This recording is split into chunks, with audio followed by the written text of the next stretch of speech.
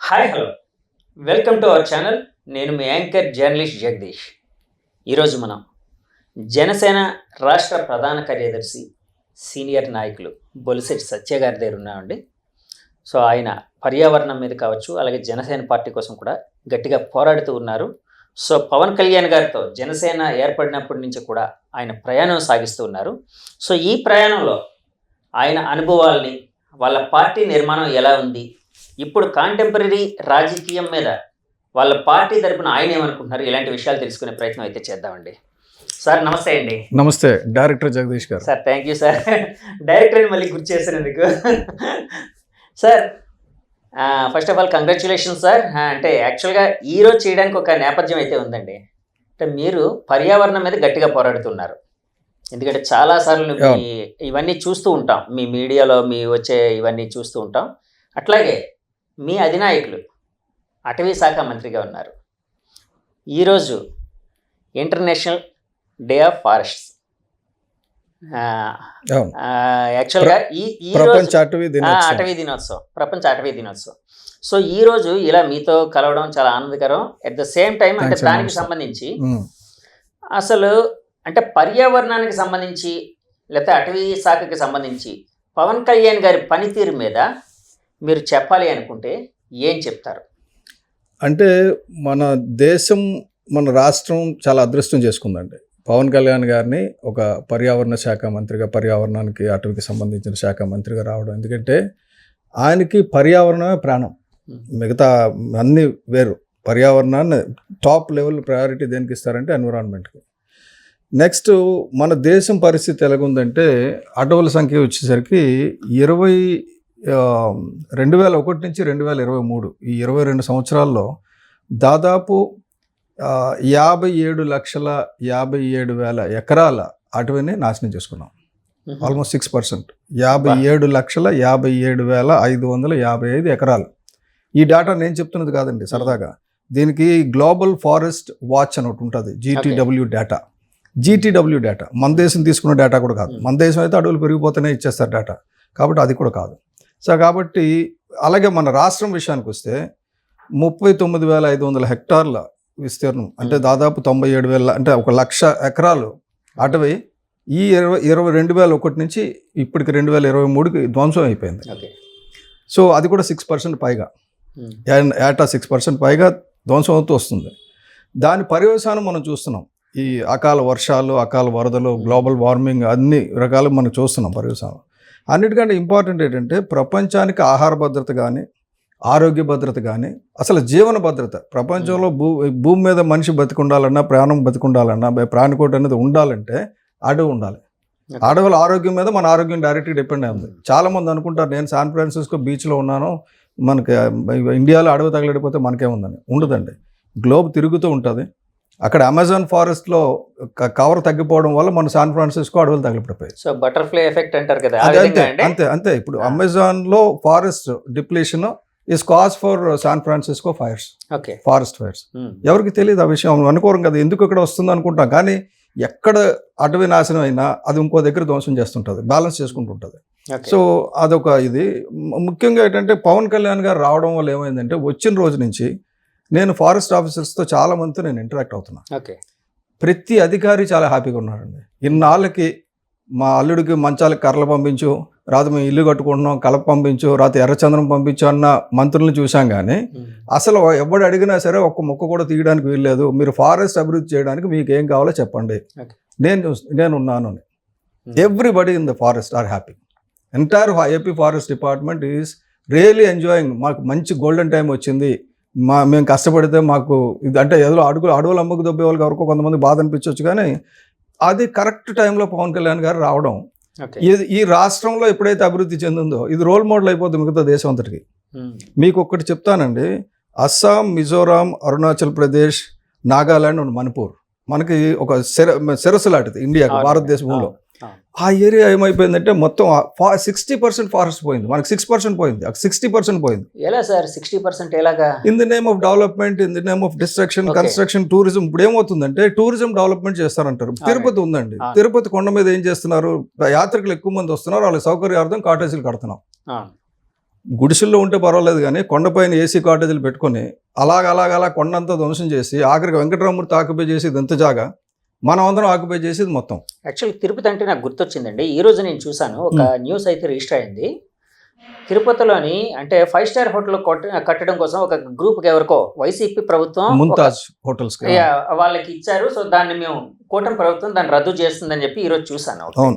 So ఆ విధంగా అంటే ఇలాంటి నిర్ణయాల్లో పవన్ కళ్యాణ్ గారి పాత్ర ప్రముఖంగా ఉంది అని భావించచ్చా అండి?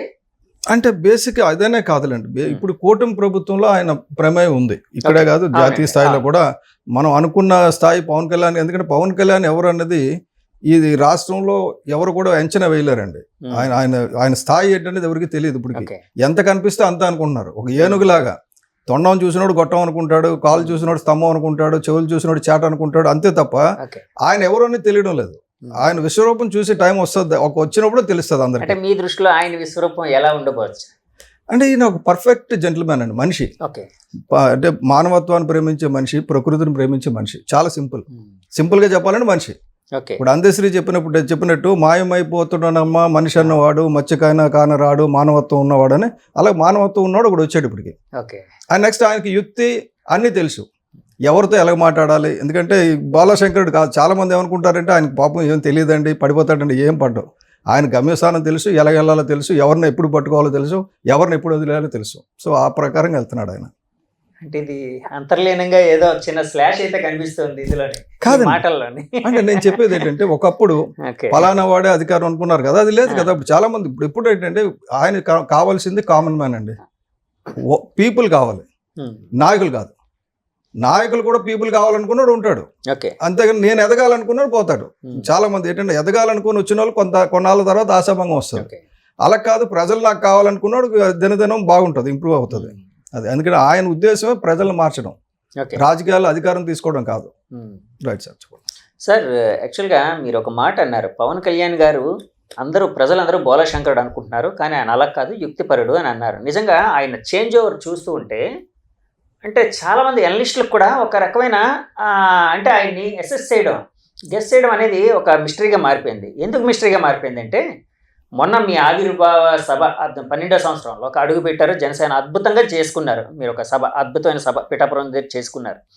అందులో ఆయన ఒక మాట అన్నారు, దాని మీద రకరకాల కామెంట్స్ కూడా వినిపించాయి, మీకు తెలిసిన మాటే. అంటే వైసీపీ వాళ్ళు అసెంబ్లీ గేట్ కూడా తాకనివ్వనన్నారు, అలాంటిది నేను అసెంబ్లీలో కూర్చున్నాను, మనం నిలబడమే కాకుండా 40 ఏళ్ల టీడీపీ పార్టీని కూడా నిలబెట్టాము అన్నారు. సో దాని మీద చాలా కామెంట్స్ వచ్చాయి. అంటే అలాంటి కామెంట్ని మీలాంటి నాయకులు లేకపోతే రాజకీయాల మీద అవగాహన, అంటే మీరు చాలా కాలం నుంచి ఒక 30-40 ఏళ్ళగా రాజకీయంతో ఉన్నారు కాబట్టి అడుగుతున్నానండి. సో ఎలా చూస్తున్నారు, ఒక జనసేన నాయకుడిగా ఎలా చూస్తున్నారు, ఒక వ్యక్తిగతంగా ఎలా చూస్తున్నారు? అంటే మొట్టమొదటి ఇందాక మీరు ఇంట్రడక్షన్లోనే జనసేన పెట్టినప్పటి నుంచి పవన్ కళ్యాణ్ గారితో ఉన్నారన్న కదా. కాదు, నేను దాదాపు 20 సంవత్సరాల పైన నా ప్రయాణం పవన్ కళ్యాణ్ గారితో. కాదు, యువరాజ్యం కంటే ముందు కాబట్టి ప్రయాణం ఇప్పుడు కాదు. నెక్స్ట్ మీకు తెలుసు అంటే ఆయన ఇదివరకు విశాఖపట్నంలోనే ట్రైన్ అయ్యారు, తెలుసు కదా, సత్యానంద్ గారు నాకు ఫ్రెండ్. సో ఈయన ఆయన దగ్గర ట్రైన్ అయ్యారు. అంతకు ముందు నుంచి కూడా. అంటే బేసిక్ ఏమంటే ఎలాగ వస్తుంది అంటే, ఒక మనిషి మీద ఇష్టం అనేది మనకు పుడుతుంది, వాళ్ళకి తెలియదు. నాకు చిరంజీవి గారి ఫ్యామిలీ అంటే ఇష్టం, అల్లు రామలింగ గారు నాకు ఫ్రెండ్. అంటే చిరంజీవి గారికి పెళ్లి కాకముందు నుంచి ఫ్రెండ్, మా ఇద్దరికి రిలేషన్. మామూలే కాదు, ఎప్పుడు ఆయన మా ఇంటికి వచ్చేవారు. ఇంట్లో చాలాసార్లు మా పిల్లలందరూ పుట్టక ముందు ఆయన చాలాసార్లు ఇంటికి వచ్చి ఇక్కడ ఉండడం, చాలాసేపు మేమిద్దరం చాలా సంతోషంగా మాట్లాడుకోవడం. ఆయన ఒక ప్రజానాట్య మండలి, చాలా మందికి తెలియని అల్లు రామలింగ ఏంటంటే ఆయన ప్రజానాట్య మండలి సభ్యుడు. అంటే ఒక రకమైన నక్సలైట్ సింపథైజర్, జన చైతన్యం చేసేవాడు. అటువంటి వ్యక్తి. నెక్స్ట్ ఆయన ఇక్కడ ఇదే ఇంట్లో 35 సంవత్సరాల క్రితం, ఒక 35 సంవత్సరాల క్రితం ఆయన ఇక్కడి నుంచి అంటే మన దుర్యోధనుడు ఏకపాత్ర అభినయం అని చెప్తుంటే, ఆ జంక్షన్ నుంచి ఆటో స్టాండ్ నుంచి వచ్చారు. అప్పుడు అంటే తలుపు లేదు, ఆటో తలుపు తీసింది కొద్దిగా, అక్కడికి వినపడేది. అంటే దుర్యోధనుడు ఏకపాత్ర అభినయం కంచు కంఠంతో పాడేవాడు ఆయన. అల్లు రామలింగ తెలిసిన కంఠం ఆయనది కాదు, మనకు తెలిసిన కంఠం అల్లు రామలింగ గారిదే కాదు. అల్లు రామలింగ గారు చనిపోయిన తర్వాత అరవింద్ గారు మా ఇంటికి వచ్చి మా ఫాదర్ని కలుస్తా ఉన్నారు. ఏమంటే మా నాన్నగారు ఇక్కడికి వచ్చేవారు కదండి, మీకు పరిచయం ఉంది కదా, అందు గురించి కలడానికి వచ్చానని. ఓకే. మా నాన్నగారితో కాదండి పరిచయం, నాతోటే. అదేంటి నీ కుర్రాడు నీతో మా నాన్నకి పరిచయం ఏంటి అని అలాగే పరిచయం అయింది. అప్పటి నుంచి అరవింద్ గారు ఇప్పటి వరకు ఫ్రెండ్ నాకు. నాకు సినిమా ఇండస్ట్రీతో పరిచయం లేదు కానీ అల్లూరి రామలింగయ్య గారితో ఉంది. అల్లూరి రామలింగయ్య గారికి చిరంజీవి గారికి పెళ్లికి ముందు నుంచి ఉంది పరిచయం. సో అది బేసిక్ థింగ్ ఏంటంటే ఒక మనిషిని ఇప్పుడు నేను చెప్తే కానీ మీకు అల్లూరి రామలింగయ్య గారి గురించి తెలియదు. ఇలాగ పవన్ కళ్యాణ్ గారి గురించి తెలియని కోణం చాలా ఉంది. నాకైతే నేను 20 సంవత్సరాల క్రితం ఆయనతో మాట్లాడినప్పుడు ఆయనకి ఏ క్లారిటీ అయితే ఉందో ఒక మానవత్వం మీద కానీ ఒక మనుషుల మీద కానీ ఇవన్నీ సేమ్ థింగ్ ఈ రోజు కూడా ఉంది. ఏం మారలా. అప్పుడు ఖుషి సినిమాలో ఆయన ఏ మేరా జహా తెర కామ్ క్యా హై యహా అక్కడ ఒక మంచి పాట డ్యూయట్ సాంగ్ ఉండాలి తీసేసి ఒక హిందీ పాట పెట్టాడు. అంటే తెలుగు సినిమాలో హిందీ పాట. ఈ రోజు ఎవడో చెప్తున్నాడు తమిళనాడు నుంచి బీజేపీ వంతు పాడుతున్నారు, హిందీ రద్దుతున్నారు అని చెప్పి. ఈ రోజు బీజేపీ వచ్చింది, ఆ రోజు బీజేపీ లేదు. 25 సంవత్సరాల క్రితం బీజేపీ లేదు ఖుషి టైంలో. అప్పుడే ఆయన హిందీ పాట తెలుగు సినిమాలో పెట్టుకున్నాడు, ఆయన సొంత సినిమాలో. ఆయన ఆచరించి అవతల వాళ్ళు ఆచరించమంటున్నాడు. అంతేగాని ఈయన హిందీగా నాకు వద్దు అని చెప్పేసి తమిళన్స్ని హిందీ తీసుకోమని అనడంలా. ఈ హిందీ నేర్చుకోవడం వల్ల మంచిది, నేషనల్ ఇంటిగ్రిటీ వస్తుంది. English is universal integrity, Hindi is for national integrity. ఇంకొక భాష లేదు మనకి అంత వాడుక ఎక్కువగా ఉన్న భాష. హిందీ వస్తే దేశంలో ఎక్కడైనా తిరగవచ్చు. కానీ ఒక్క తమిళ్ పట్టుకొని దేశంలో తిరగడం, ఒక తెలుగు పట్టుకొని దేశంలో తిరగడం కష్టం, సాధ్యం కాదు. కాబట్టి నార్మల్గా ఏమంటే మనం ఎప్పుడు కూడా ఒక మనిషిని అసెస్ చేసేటప్పుడు ఆ మనిషి డెప్త్ చూడాలి. పవన్ కళ్యాణ్ గారు ఆ సభ పెట్టినప్పుడు ఆయన వచ్చిన దగ్గర నుంచి ఆయన తీరు కానీ అన్నీ కూడా he's giving a signal to the cadre. Cadre ఉద్దేశించి మాట్లాడాలి. ఏం మాట్లాడాలి? చప్పట్లు కొట్టే మాటలు కాదు. ఫస్ట్ టైం నాకు తెలిసి పవన్ కళ్యాణ్ గారి సభల్లో మొట్టమొదటి సభ పవన్ కళ్యాణ్ గారు సైలెంట్ అంటే అందరూ ఆగిపోయారు. నేను మాట్లాడుతున్నప్పుడు మీరు గోల్ పెడితే నేను చెప్పింది మీరు వినడం లేదని అర్థం, అది నన్ను అగౌరవపరుస్తున్నట్టు లెక్క అనేసరికి సైలెంట్ అయిపోయారు. Pin drop silence first time ఇప్పటివరకు రాలేదు అలా. అంటే పవన్ కళ్యాణ్ గారు గ్రాడ్యువల్గా యూత్ని టోన్ చేస్తున్నారు, అంటే ఫ్యాన్స్ని టువర్డ్స్ క్యాడర్ టోన్ చేస్తున్నారు. ఆయన చేసేటప్పుడు చెప్పారు ఎంత సుదీర్ఘంగా 10:30 అంటే అంత ఎండల్లో మధ్యాహ్నం 12 గంటలకు వచ్చిన వాళ్ళకి ఒళ్ళు బొబ్బలెక్కిపోయి ఎండ అక్కడ ఆ రోజు. అంత ఎండలో కూర్చొని రాత్రి 10:30 అయినా సరే ఆ జనం వింటున్నారంటే అందులో ఒక మెసేజ్ ఉంది. ఆయన ఏం చెప్పారు? మనం ఎంత స్ట్రాంగో మనకు తెలియాలి. మనం అన్ని చోట్ల ఓడిపోయాం, పనికిరామన్నారు, కానీ మనం నిలబడ్డాం. కేవలం మనం నిలబడమే కాదు, తెలుగుదేశాన్ని నిలబెట్టాం. కేవలం తెలుగుదేశాన్ని నిలబెట్టడమే కాదు, మోడీ గారిని కూడా కేంద్రంలో నిలబెట్టాం. ఇందులో అబద్ధం ఉంది. ఎవరికి నచ్చినా నచ్చపోయినా అదే వాస్తవం. సో అదే చెప్పాడు ఆయన. అంటే మన శక్తి, జనశక్తి ఎంత అని చెప్పాడు. అంతేగాని నేను అనడం లేదు ఆయన. మనం చాలా మంది ఏంటంటే నేను అని అన్నారు అనుకుంటున్నాను. లేదు, అసలు అక్కడ కూడా నేనని పదం వాడలా. మనం ఎంత గట్టిగా ఉన్నామంటే నా స్ట్రెంగ్త్ అంతా మీరే అని చెప్తుంటారు పవన్ కళ్యాణ్ గారు ఇప్పుడు కూడా. ఆయన ఏంటంటే జనసేన పార్టీ పేరు కూడా పీపుల్స్ ఆర్మీ. మీరు ఎప్పుడైనా జనసేన అంటే మామూలుగా శివసేన లాగా అనుకుంటారేమో, కాదు. It's a people's army. Shiv Sena అంటే ఒక శివభక్తుల సేన అనుకోవచ్చు. పీపుల్స్ ఆర్మీ ఇక్కడ రిలీజన్ కూడా ఇది లేదు, క్యాస్ట్ క్రీడ్ కలర్ లేదు. People's army, we work for the people. అదే ఆలోచనతో పెట్టుకున్నారు ఆయన. చాలా చక్కటి సందేశం ఇచ్చారండి. People are very very very happy.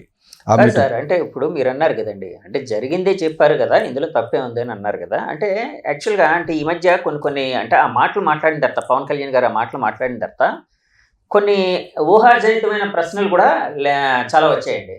ఒకవేళ టీడీపీ జనసేన కలవకపోతే టీడీపీ వాళ్ళు సొంతంగా గెలిచి ఉండేవారా, లేకపోతే జనసేన వాళ్ళు సొంతంగా 21 సీట్లు, అంటే 100% యాక్యురసీ ఏదైతే మీరు చెప్తున్నారో అది వచ్చి ఉండేదా, వైసీపీ వాళ్ళ పరిస్థితి ఎలా ఉండేది, ఇలాగ రకరకాల ఊహాజనితమైన ప్రశ్నలు చెప్తాను. మీరు ఇంకొకటి ఇందాక ఎనలిస్టులు చాలా రకాలుగా అసలు ఆలోచిస్తున్నారు పవన్ కళ్యాణ్ గారు ఏ రకం మనిషి అని చెప్పి. అసలు ఎనలిస్టులు ఎవరైనా ఉన్నారా ఈ దేశంలో? మన తెలుగు ఛానల్స్లో ఎవరైనా మీరు ఎనలిస్ట్ కనబడ్డా? ఎనలిస్ట్ అన్న వ్యక్తి నిష్పక్షపాతంగా అనలిస్ట్ చేసిన ఒక్కడిని తెలుగు ఛానల్ చెప్పండి నాకు పేరు. నాకైతే కనపడలా. నేను ఓపెన్గా చెప్తున్నా, అందరు అనలిస్టులు నాకు తెలుసు, తెలియని అనలిస్ట్ అంటూ లేడు. Not even one person is impartial. Everybody is connected with some other party. ఎవరో ఒకరు వెనకతలు వేసుకురావడం. ఒకళ్ళు కమ్యూనిస్టులు వెనకతలు వేసుకొస్తారు, ఒకళ్ళు తెలుగుదేశాన్ని వెనకతలు వేసుకొస్తారు, ఒకరు వైసీపీ వెనకతలు వేసుకొస్తాడు, కొంతమంది జనసేన వెనకతలు వేసుకొస్తారు. ఈ 4 కేటగిరీ అనలిస్టులు ఉన్నారు, ఇంకెవరు లేరు.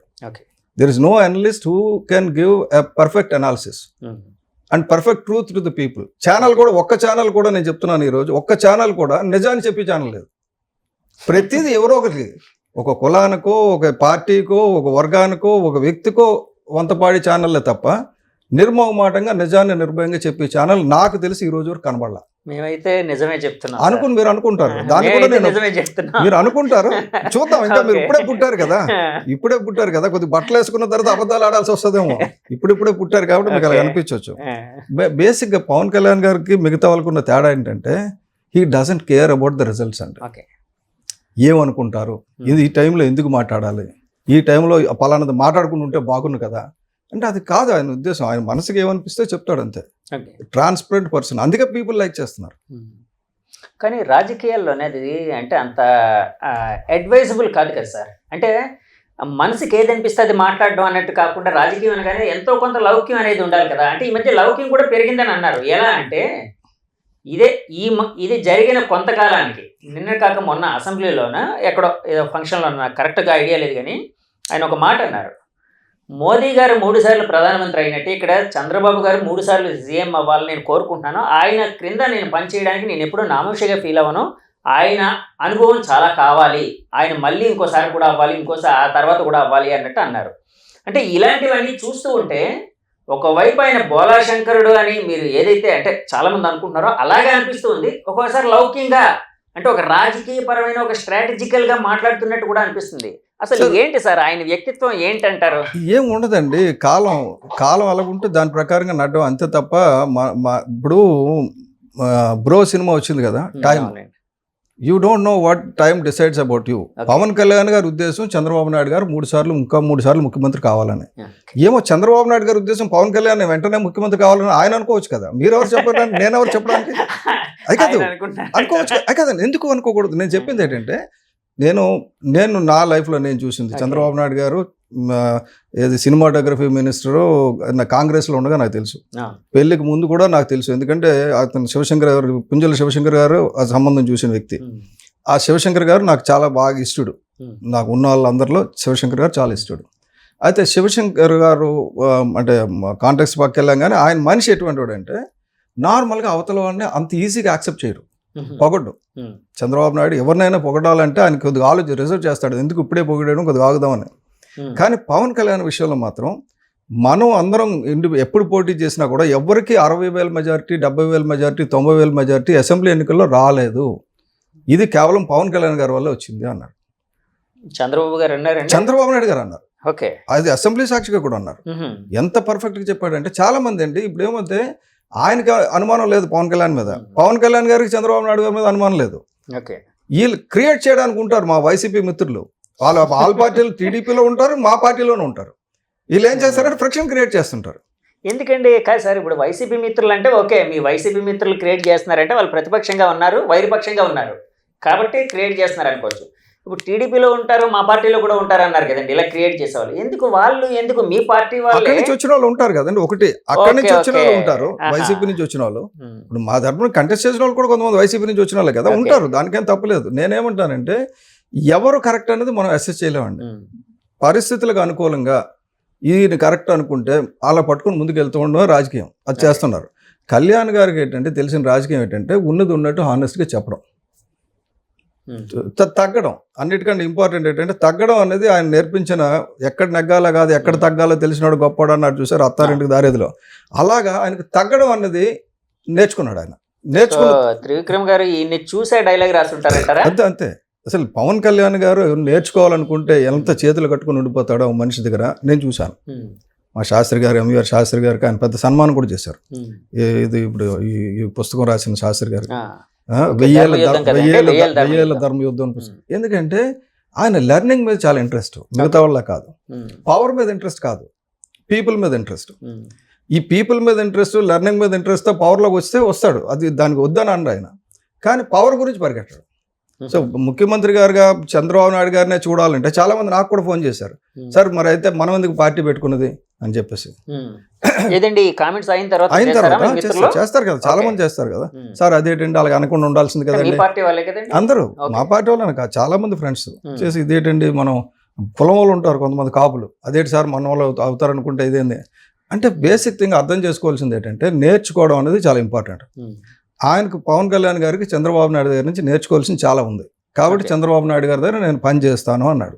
అలాగే వాళ్ళ తాలూకు సీనియర్ ఆఫీసర్స్ ఉన్నారు, వాళ్ళందరి దగ్గర పెన్ పట్టుకొని పుస్తకం పట్టుకొని అదే నోట్స్ రాసుకుంటాడు ఆయన. మీకు తెలియదు ఆయన నోట్స్ రాసుకోవడం చూస్తే మనం పిచ్చికిపోతాం. ఒక స్టూడెంట్ లాగా, స్టూడెంట్ కంటే గౌరవం, ఎల్కేజీ స్టూడెంట్ లాగా ఉంటాడు అంతే. మన మామూలు కాదు, ఫుల్ ఫ్లెడ్జ్డ్గా స్టూడెంట్ లాగా సరెండర్ అయిపోతారు. అంతేగాని నాకు అన్ని తెలుసు నేనే అన్నది ఉండదు. అసలు నేనే అన్నది చాలా మంది మాట్లాడతారు కానీ అసలు నేనేమి కాదు, ఇదంతా భగవంతుడి వల్ల అవుతుంది, ఇదంతా దైవ సంకల్పం, ఇదంతా టైం రాసి పెట్టుంది కాబట్టి నేను అసలు యాక్టర్ అవుదాం అనుకోలేదు, యాక్టర్ అయ్యాను.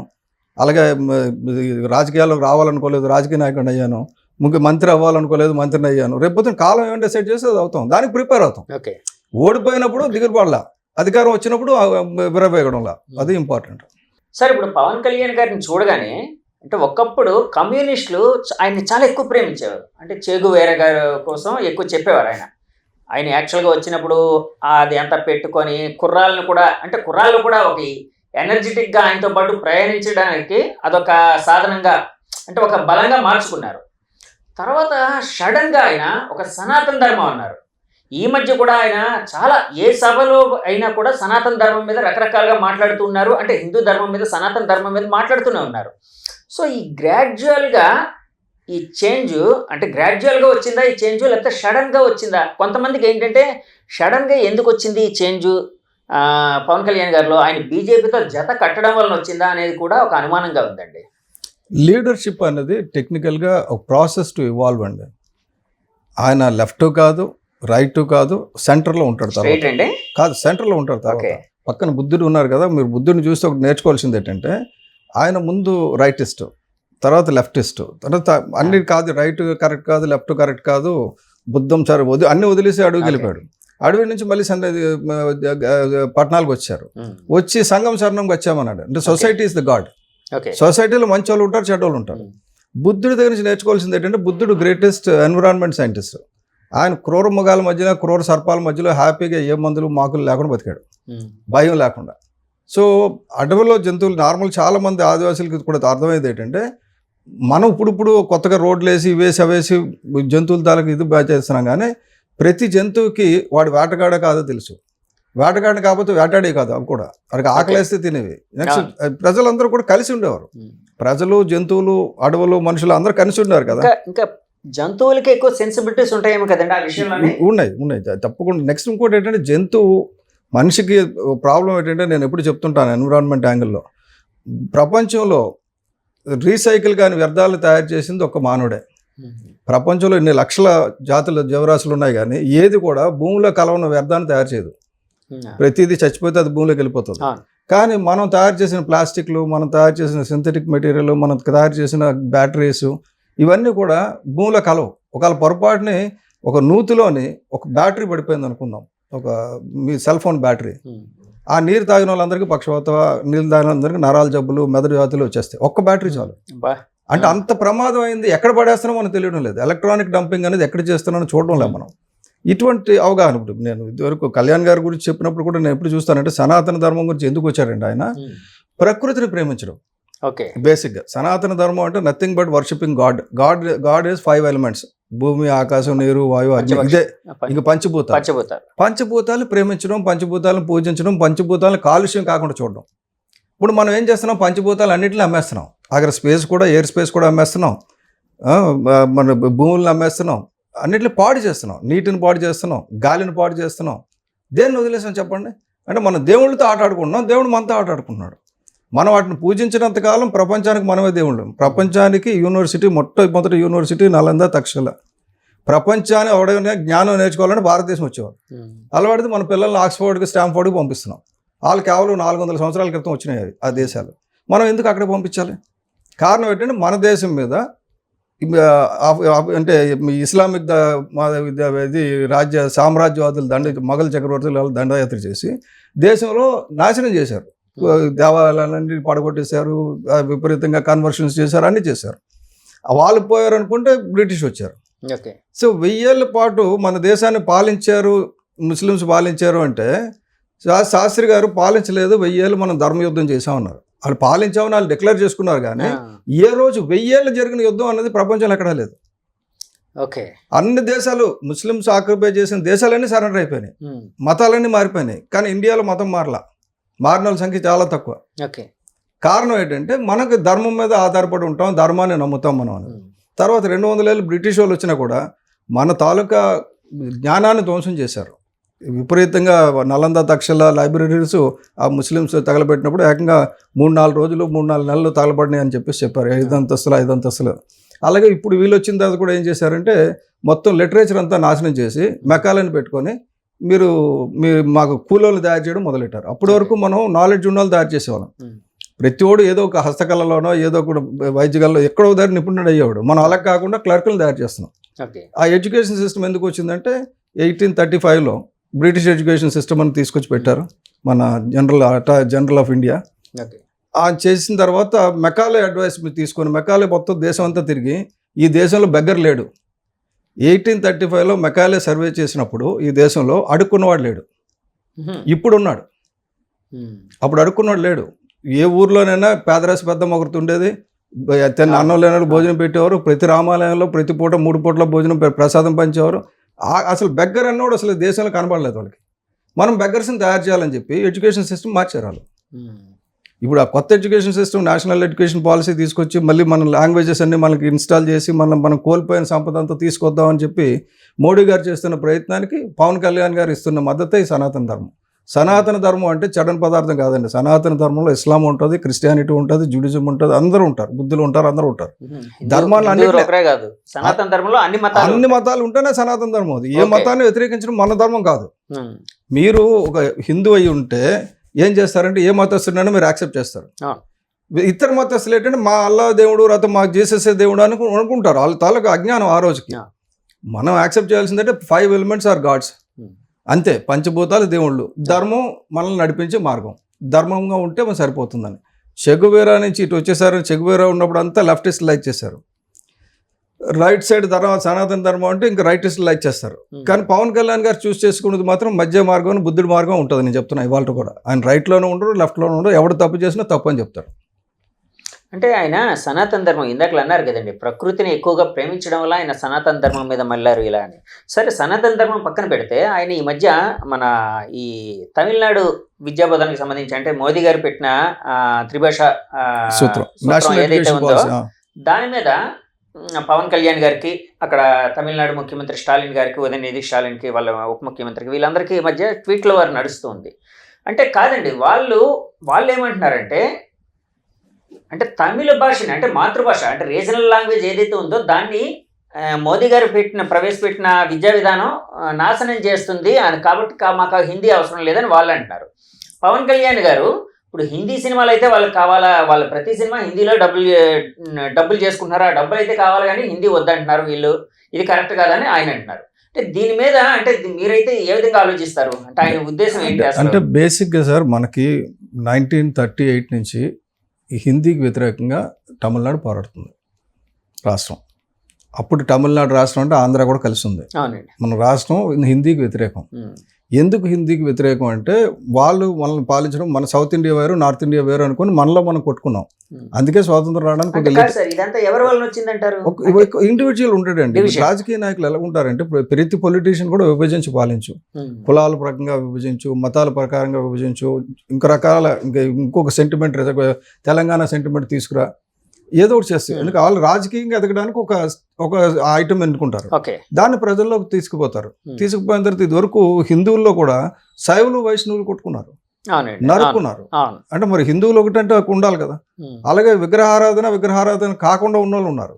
ఆర్య సమాజం ఉంది ఈ రోజు కూడా. వాళ్ళకి విగ్రహారాధన చేయరు, సూర్యుడిని నమస్కరిస్తారు, అగ్నిని పూజిస్తారు. వాళ్ళు హిందువులే, మనం హిందువులే. కానీ మన హిందూ విగ్రహారాధన చేసి హిందూ అంటే వాడు పడ్డు. వాళ్ళు ఎవరికి దగ్గరగా ఉన్నారంటే ఇస్లాం దగ్గరగా ఉంటారు చూడడానికి. ఇప్పుడు అందరూ యునైట్ అవ్వండి, అన్ని మతాలు ఒకటే అని చెప్పేసి ఉద్దేశంతో తీసుకున్న నిర్ణయం సనాతన ధర్మం అన్నది. అది సనాతన ధర్మం అనగానే మళ్ళీ హిందుత్వం అనకొద్దు. సనాతన ధర్మం ఈ సనాతన ధర్మం, సనాతన ధర్మం ఈజ్ వే ఆఫ్ లైఫ్. అది అంటే బేసిక్గా హిందుత్వం అనేది అన్నిటికంటే ముందు పుట్టింది, అన్నిటిని అడాప్ట్ చేసుకుంటుంది ఒక పెద్ద అన్నయ్యలాగా. యంగ్స్టర్స్ కొడుతుంటారు, అన్ని చేస్తుంటారు. బట్ మన ప్రపంచం అంతా కలిసి ఉండాలి, వసుదైక కుటుంబం అనే ప్రిన్సిపల్లో ఉంటారు మనం చేసేది. ఆ ట్వీట్స్ సంబంధించి నేను చూశాను. పవన్ కళ్యాణ్ గారు చెప్పింది ఏంటంటే త్రిభాషా సూత్రం అన్నారు, వద్దన్నారు మాకు అనేది. ఇది ఎడ్యుకేషన్ పాలసీ అనేది UNESCO, united nations education and cultural organization అని ఉంది కదా. యునెస్కో ఐక్యరాజ్య సమితిలో పెట్టింది ఏంటంటే 182 దేశాలు కలిసి స్టడీ చేసి ఒక పసివాడికి ఏ వయసు వరకు మాతృభాషలో విద్యాబోధన చేయాలని వాళ్ళు డిసైడ్ చేశారు. అందులో మన దేశం కూడా ఉంది. సో 13 ఏళ్ళ వరకు తప్పనిసరిగా మాతృభాషలోనే విద్యాబోధన జరగాలనేది వాళ్ళ తీర్మానం. సో మనం ఏం చేస్తున్నాం అంటే మన పిల్లడికి ఇంగ్లీష్ వస్తే చాలు అనుకుంటున్నాం. ఇంగ్లీష్ నేర్పిస్తున్నాం. ఇంగ్లీష్ నేర్చిన తర్వాత వాడు ఇంటికి వచ్చి ఇంగ్లీష్లో మాట్లాడడానికి ఏమి ఉండదు. మన వేమన శతకాలు, సుమతి శతకాలు, పద్యాలు చెప్పడానికి, నీతి వాక్యాలు చెప్పడానికి ఉండదు. వాడు వేరైపోయాడు, మీరు వేరే, తండ్రి వేరు, తల్లిదండ్రి వేరు, కొడుకు వేరైపోయాడు ఎప్పుడైతే ఇంగ్లీష్ భాష వచ్చిందో.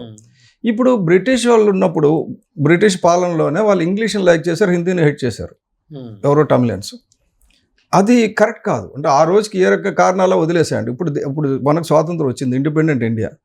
So why do we need English language at all? ఎందుకంటే మన పిల్లలు పైకి వెళ్ళి ఉద్యోగాలు చేసుకుంటున్నారు, మిగతా వాళ్ళతో కమ్యూనికేషన్తో ఉండాలి కాబట్టి ఇంగ్లీష్ కావాలి, మంచిది. మరి why not Hindi to unite India? ఇప్పుడు సౌత్ నార్త్ డివిజన్ ఇదివరకు కళ్యాణ్ గారే చెప్పారు, సౌత్ నార్త్ డివైడ్ వచ్చేస్తుంది, మరి అధికారంగానే సరిగ్గా ఇవ్వకపోతే సౌత్కి అని చెప్పి కేంద్రంతో గొడవాడింది పవన్ కళ్యాణ్ గారు. ఎవరు మాట్లాడలేదు. సౌత్ నార్త్ అన్న మాట మొట్టమొదట రాజకీయ నాయకుడు నోటి నుండి వచ్చింది పవన్ కళ్యాణ్ అంటే. ఎందుకు చెప్పారంటే మీరు హిందీ బలవంతాన్ని రుద్దకండి. ఇప్పుడు కూడా హిందీ బలవంతాన్ని రుద్దడం లేదు.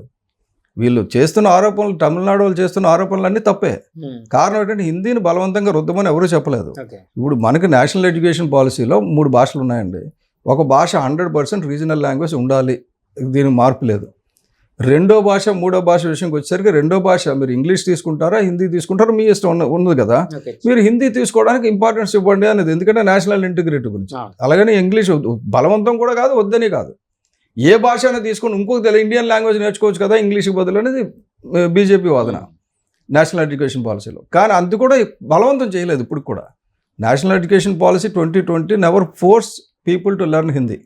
But we advocate Hindi. ఎందుకంటే హిందీ నేర్చుకోవడం వల్ల మన దేశం ఐక్యంగా ఉంటుంది. హిందీ నేర్చుకోలేదు అనుకోండి, మన దేశం 2 ముక్కలు అయిపోద్ది. మన దేశం 2 ముక్కలు అయిపోతే శత్రువుకి ఈజీ అవుతుంది మనల్ని పాలించడం. నేషనల్ ఇంటిగ్రిటీ గురించి పవన్ కళ్యాణ్ గారు ఖుషీ సినిమాలో 25 ఏళ్ల క్రితం హిందీ పాట పెట్టుకున్నారు. అది వీళ్ళు అర్థం చేసుకోవాలి. ఇప్పుడు మాట్లాడుతున్న పవన్ కళ్యాణ్ గారు బీజేపీ తాలూకా జీతగాడు అయిపోయాడు, బీజేపీ తాలూకా ఎజెండా మోసుకెళ్తున్నాడు. పవన్ కళ్యాణ్ ఎవరు ఎజెండా మోసుకెళ్ళండి, నేను చెప్తున్నా ఇవాళ ఎవరు ఎజెండా మోసుకెళ్ళండి, ఆయన ఎజెండా ఆయనకుంటుంది. అంటే జనాలు చూసే దృష్టి అలాగే ఉందంటారా? ఎందుకంటే ఇప్పుడు పవన్ కళ్యాణ్ గారు మీరు అన్నట్టు ఆయన అంటే బీజేపీ కరుడగట్టిన బీజేపీ వాదులు కూడా మాట్లాడినంత ఇదిగా ఆయన ఎక్కువ మాట్లాడుతున్నారు. సనాతన ధర్మం కావచ్చు, ఇంకా ఏదైనా కావచ్చు, ఇలాంటి విషయాల్లో కావచ్చు, ఏది నమ్మినా కరెక్ట్గా మాట్లాడతారు. అందులో ఏం ఉల్టా సీదా ఉండదు. మొట్టమొదట సిఏఏ ఎన్ఆర్సీ వచ్చినప్పుడు చాలామంది ముస్లింలు తిరగబడితే విజయవాడలో ఒక సభ పెట్టి ఆయన ఏమన్నారంటే ముస్లిమ్స్ అందరిని పిలిచి, మీలో ఏ ఒక్కడికి అన్యాయం జరిగినా నేను మీ తరపున పోరాడతా. This is not against Indian Muslims. ఇల్లీగల్గా వచ్చి ఇక్కడ నివసిస్తున్న ముస్లిమ్స్ మీద తప్ప ఫారెన్ ముస్లిమ్స్ కాదు, ఇండియన్ ముస్లిమ్స్ కాదు. Indian Muslims are Indians and my brothers. ఏమాత్రం తేడా లేదని అది క్లారిటీ ఉందండి మాకు. ఓకే సార్, ఇప్పుడు మీరు అంటే మీ పార్టీ నిర్మాణానికి సంబంధించి అసలు ఎలాంటి ఇది తీసుకోబోతున్నారు? ఎందుకంటే పవన్ కళ్యాణ్ గారి ఆలోచనలు ఎలా ఉన్నాయి అంటే, మొన్నైతే చాలా ఆవేశంగా మాట్లాడారు. అందరూ మీ జన సైనికులు, ప్రజలు అందరూ హ్యాపీగా వచ్చారు, చాలా విజయవంతం చేశారు. కానీ వినిపిస్తుంది ఏంటంటే 12 ఏళ్ళ సమయం గడిచిపోయింది మీకు, కానీ సంస్థాగతంగా ఇంకా అనుకున్న రీతిలో అవ్వలేదని చెప్పి చాలామంది అంటూ ఉంటారు.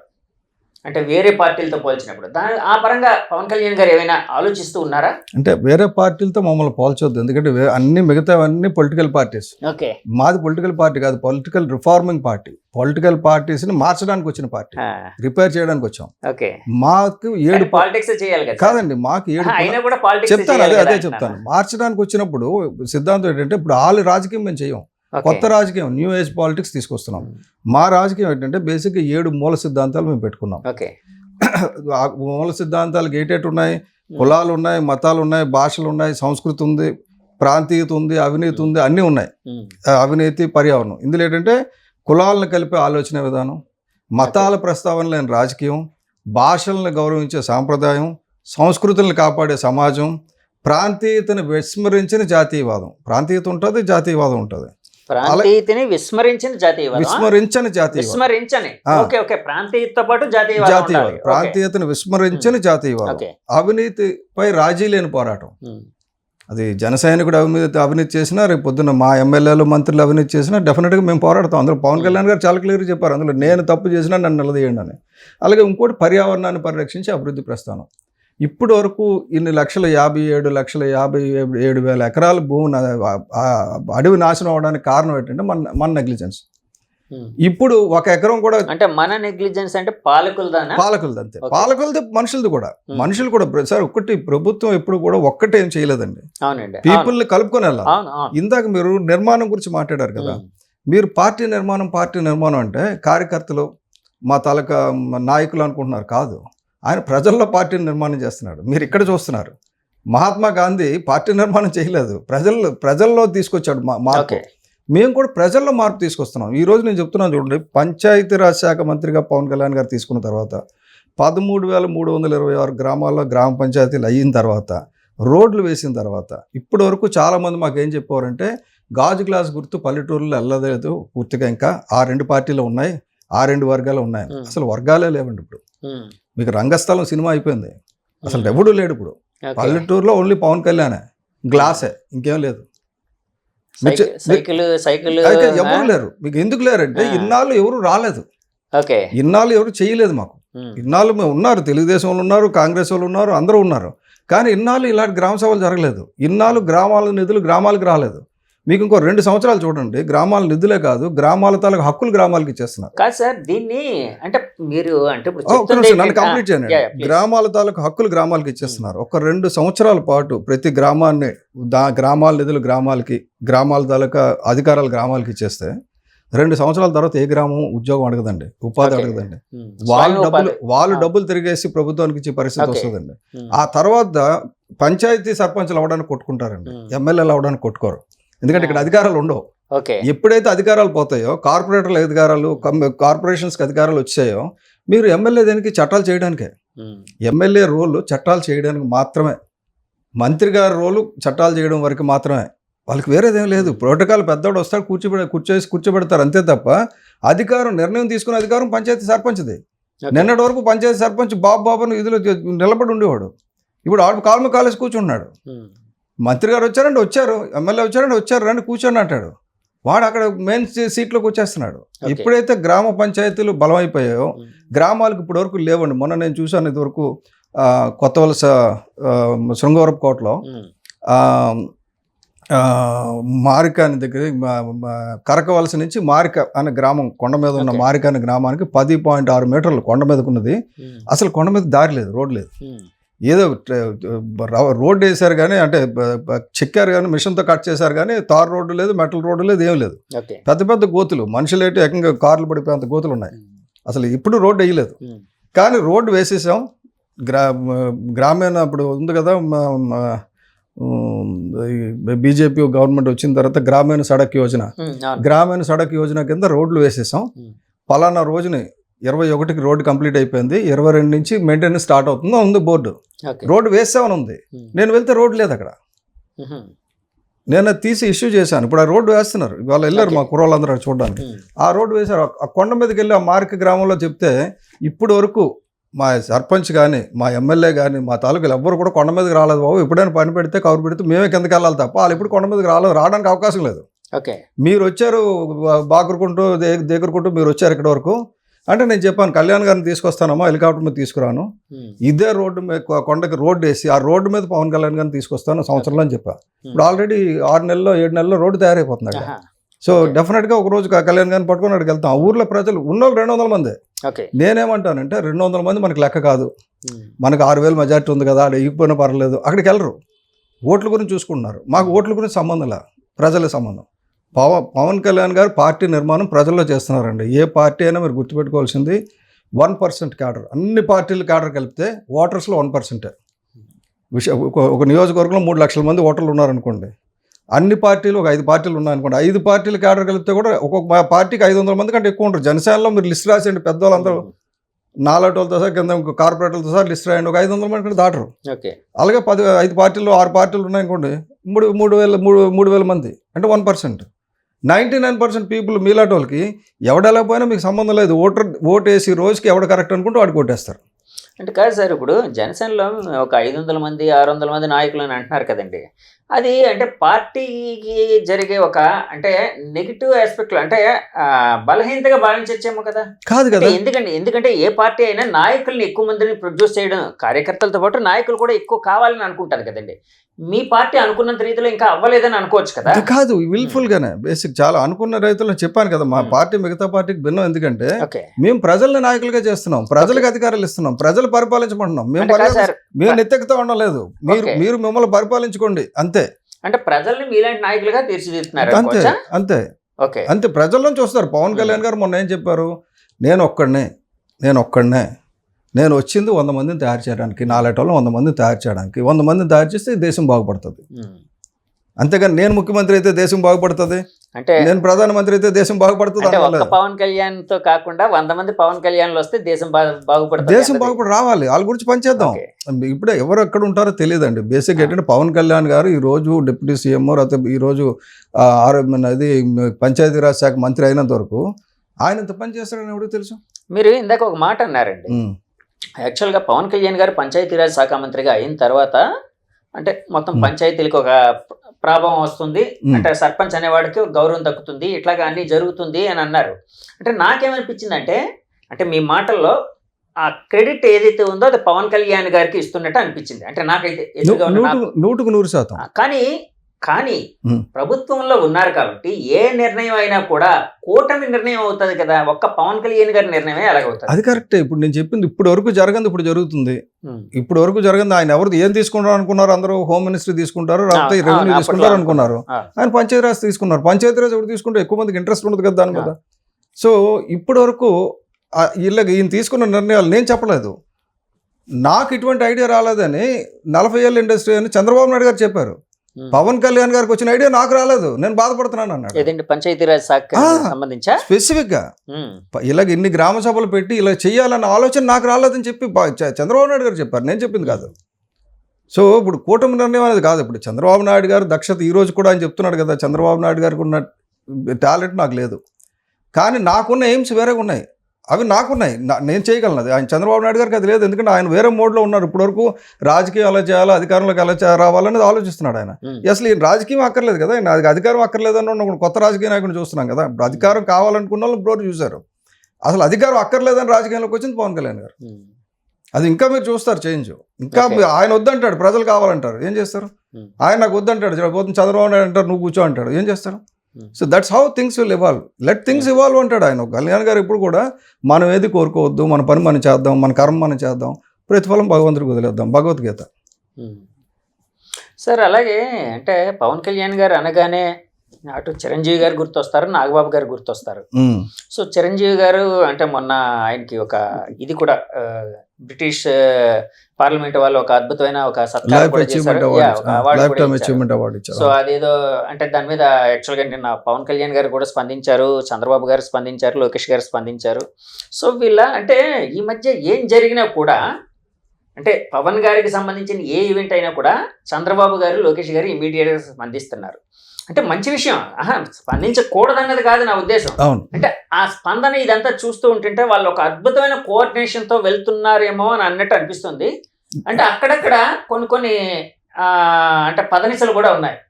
ఫర్ ఎగ్జాంపుల్ మొన్న 40 ఏళ్ళ పార్టీని మేము నిలబెట్టాము అని అనడం కావచ్చు, అలాగే నాగబాబు గారు పిఠాపురంకి సంబంధించి చేసిన కామెంట్స్ కావచ్చు, ఇలాంటివన్నీ అంటే కొన్ని అంటే పంట కింద రాయిల్లాగా కొన్నిసార్లు తగులుతూ ఉన్నాయి. సో దీని మీద మీ కామెంట్ ఏంటండి? అంటే ఇప్పుడు నాగబాబు గారు ఏమన్నారు అన్నది చాలా మంది ఎక్కువ మంది చెప్తున్నారు కదా, అది మనం అంతగా తీసుకోకూడదండి. ఎందుకంటే పవన్ సార్ అంటే ఇప్పుడు నాగబాబు గారు ఏమన్నారు అన్నది ఎవరి గురించి అన్నారు, వర్మ గారి గురించి అన్నారు మొత్తం మాటలు కూడా ఒకసారి నేను మెన్షన్ చేస్తాను కాబట్టి అంటే ఒక్కసారి మా ఆడియన్స్ కోసం మెన్షన్ చేస్తాను. అంటే ఆయన అన్న మాటలు ఏంటంటే ఇక్కడ పవన్ కళ్యాణ్ గారు ఇక్కడ గెలవడానికి అపూర్వ విజయం సాధించడానికి 2 ఫ్యాక్టర్స్ ఉన్నాయి. అంటే 2 ఫ్యాక్టర్స్ కారణం అయ్యాయి. ఒక ఫ్యాక్టర్ ఓన్లీ పవన్ కళ్యాణ్ గారు, ఇంకొక ఫ్యాక్టర్ ఇక్కడ ఉండే జన సైనికులు, పిఠాపురం ప్రజలు అని అన్నారు. అంటే ఇక్కడ ఆయన కూటమిని కూడా అనలేదు కనీసం. అంటే ఇప్పుడు పిఠాపురం ప్రజలు అంటే ఇప్పుడు కూటమి మొత్తం ఇప్పుడు ఎక్కడైనా కూడా అంటే జనసేన పిఠాపురం ప్రజలు అన్నారు కానీ జనసైనికులు అనలేదు కదండి. జనసేన నాయకులు పిఠాపురం ప్రజలు, పిఠాపురం ప్రజల్లో తెలుగుదేశం జన సైనికులు పిఠాపురం ప్రజలు అన్నారు, జన సైనికులు అన్నారు. అంటే క్రెడిట్ మొత్తం కన్ఫైన్ కొంత అంటే ఒక కన్ఫైన్ చేసినట్టు అనిపించింది. అంటే క్రెడిట్ వేరే వాళ్ళకి ఇవ్వడానికి ఇష్టం లేదు అన్నట్టు అనిపించింది. ఇంకెవరైనా ఇక్కడ పవన్ కళ్యాణ్ గారికి ఆ గెలుపుకి కారణం అని అనుకుంటే అది వాళ్ళ కర్మ అన్నారు. ఈ కర్మ అన్నదే వర్మ అన్నట్టు చాలా మంది అనుకున్నారు. కానీ ఇప్పుడు వర్మ గారు ఏమన్నారో మీరు వింటే మీరే ఆశ్చర్యపోతారు. వర్మ గారు ఎంత చక్కగా చెప్పారంటే అది పవన్ కళ్యాణ్ గారి చరిష్మా, ఎవరైనా నేను అని అనుకుంటే తప్పు అని. ఇప్పుడు ఈయన ఏం చెప్పారో కర్మ అని ఆయన కూడా అదగా అన్నాడు. ఎవరండి నాగబాబు గారు ఏమన్నారు? వర్మ గారు కూడా అదే అన్నారు. మనం ఏం చేస్తున్నాం అంటే మనం చూసే దృష్టిని బట్టి ఉంటది.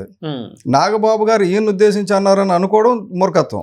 కానీ సందర్భాన్ని బట్టి కూడా మాటల అర్థం మారుతూ ఉంటది కదా సార్. అంటే ఇప్పుడు ఎలాగ అర్థం చేసుకుంటే అలాగ అర్థం చేసుకుంటాడండి. గ్లాస్ ఈస్ హాఫ్ ఎంప్టీ అంటే మీరు ఒకలాగా ఆలోచిస్తారు, గ్లాస్ ఈస్ హాఫ్ ఫుల్ అని నేను ఆలోచిస్తాను. అందు గురించి కానీ మనం వర్మ గారి గురించి నేను అది ఎతుకుతున్నాను మీకు. ఎందుకంటే వర్మ గారి వెర్షన్ ఆయన మాటలు మీరు వింటే ఇంకా బాగుంటుందని చూస్తున్నాను. అదే వర్మ గారు కూడా అన్నారు కదా మాటలు మేము కూడా వినాలనుకుంటున్నాం. అది చూస్తున్నాను ఇప్పుడే, ఇందాక మాటల్లో చూశాను. వర్మ గారు ఇంత చక్కగా చెప్పిన తర్వాత ఎందుకు వీళ్ళంతా ఇలాగ అనుమానం పడుతున్నారు అని చెప్పేసి. ఎందుకంటే సార్ వర్మ గారు ఏమన్నారో ఒకసారి మీరే వినండి. నేను మాట్లాడడం కంటే మీరు మాట్లాడేది వింటేనే బాగుంటుంది. పవన్ కళ్యాణ్ గారు సాక్రిఫై చేశారు, ఆయన మీరు అర్థం చేసుకోవట్లేదు. 21 సీట్లు మనం నిలదొక్కుకున్నాం. కాబట్టి మనం నిలదొక్కున్నాం ఆయన దగ్గర వినబడితే ఇది విన్న తర్వాత ఆయన చెప్పింది. ఆయన ఏంటంటే మనం పవన్ కళ్యాణ్ గారి ఇమేజ్ పవన్ కళ్యాణ్ గారిది అనేది అందరూ ఒప్పుకుంటున్నారండి. ఎవరు ఒప్పుకోకపోయినా మొత్తం అందరూ ఒప్పుకున్నారు. వర్మ గారు కూడా ఒప్పుకున్నారు.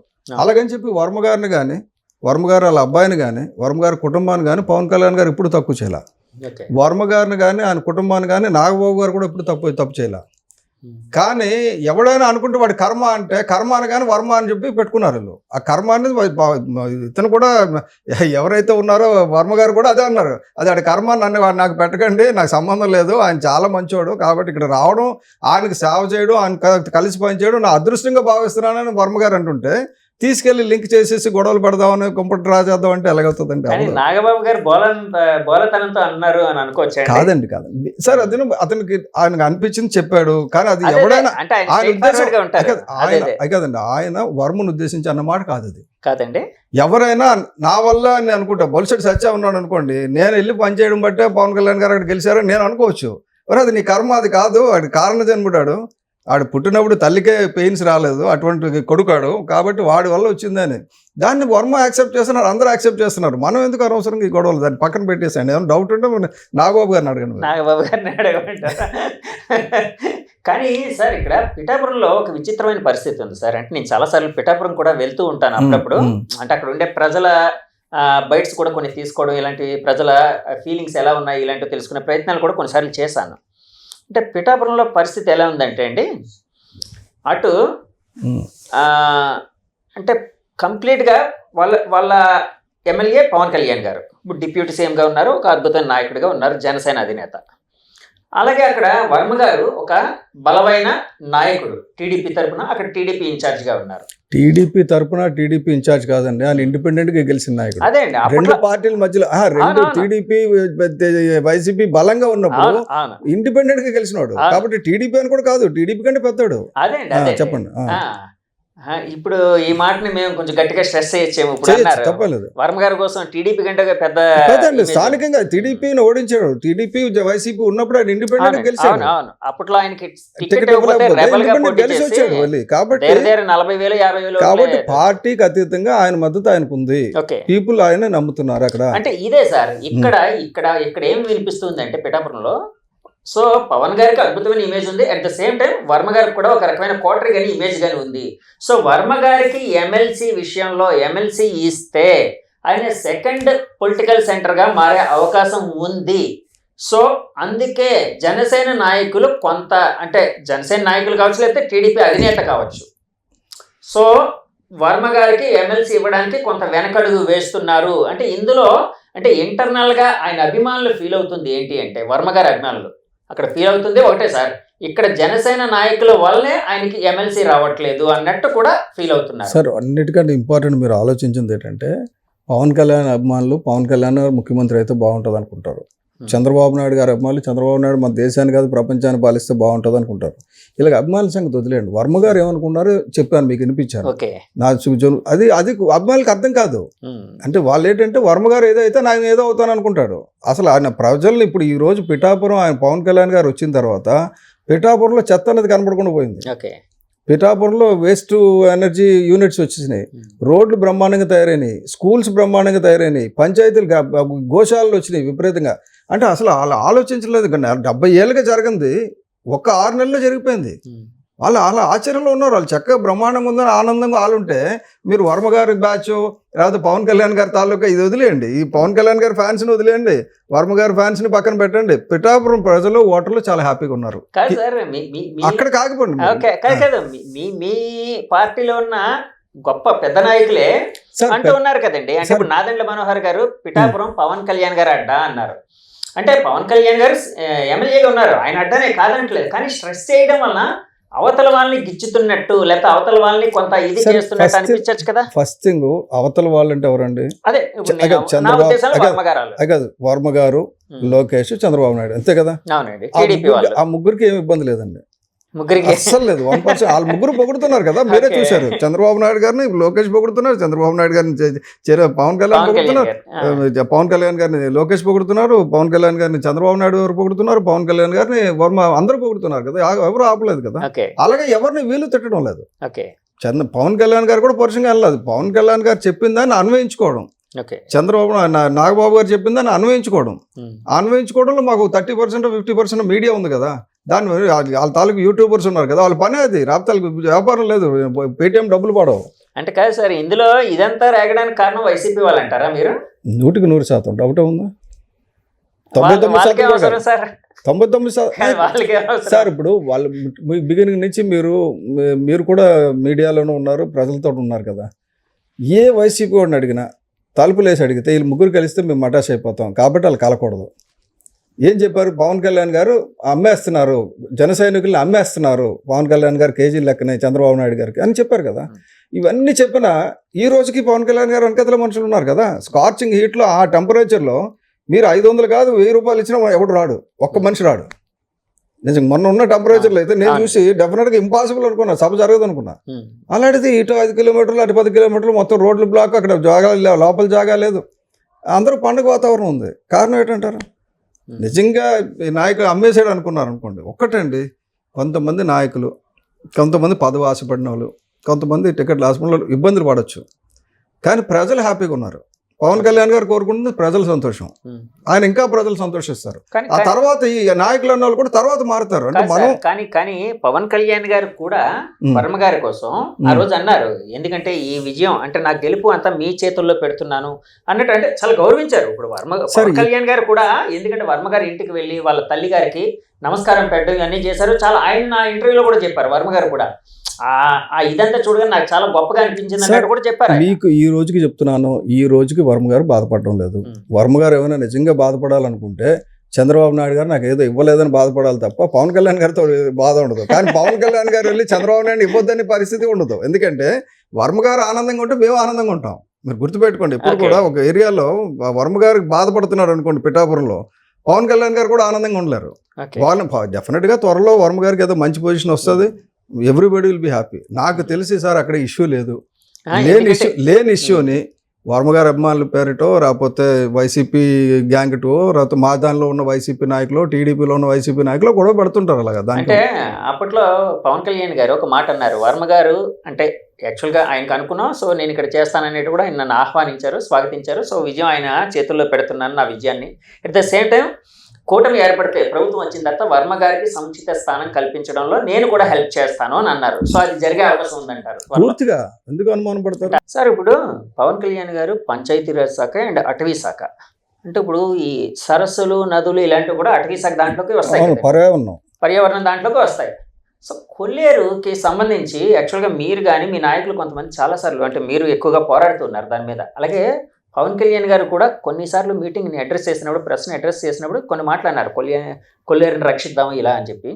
ఏంటి సార్ అసలు కొల్లేరు పరిస్థితి ఏంటి అంటే, ఒకప్పుడు అంటే చిన్నతనంలో చదువుకున్న పుస్తకాల్లో కొల్లేరు విస్తీర్ణం ఎంత నాకు కరెక్ట్గా గుర్తులేదు, కానీ అద్భుతంగా చాలా గొప్పగా ఉండేది. ఇప్పుడు ఏంటి ఆక్రమణలకి గురైంది అని చెప్పి చాలాసార్లు వినిపిస్తుంది. ఏంటి సార్ ఆ నిజాలు ఏంటి అసలు?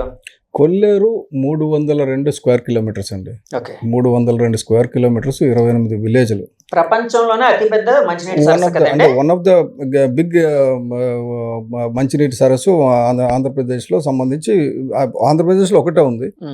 ప్రపంచంలో వన్ ఆఫ్ ద బెస్ట్, ఎందుకంటే అందులో డౌట్ లేదు.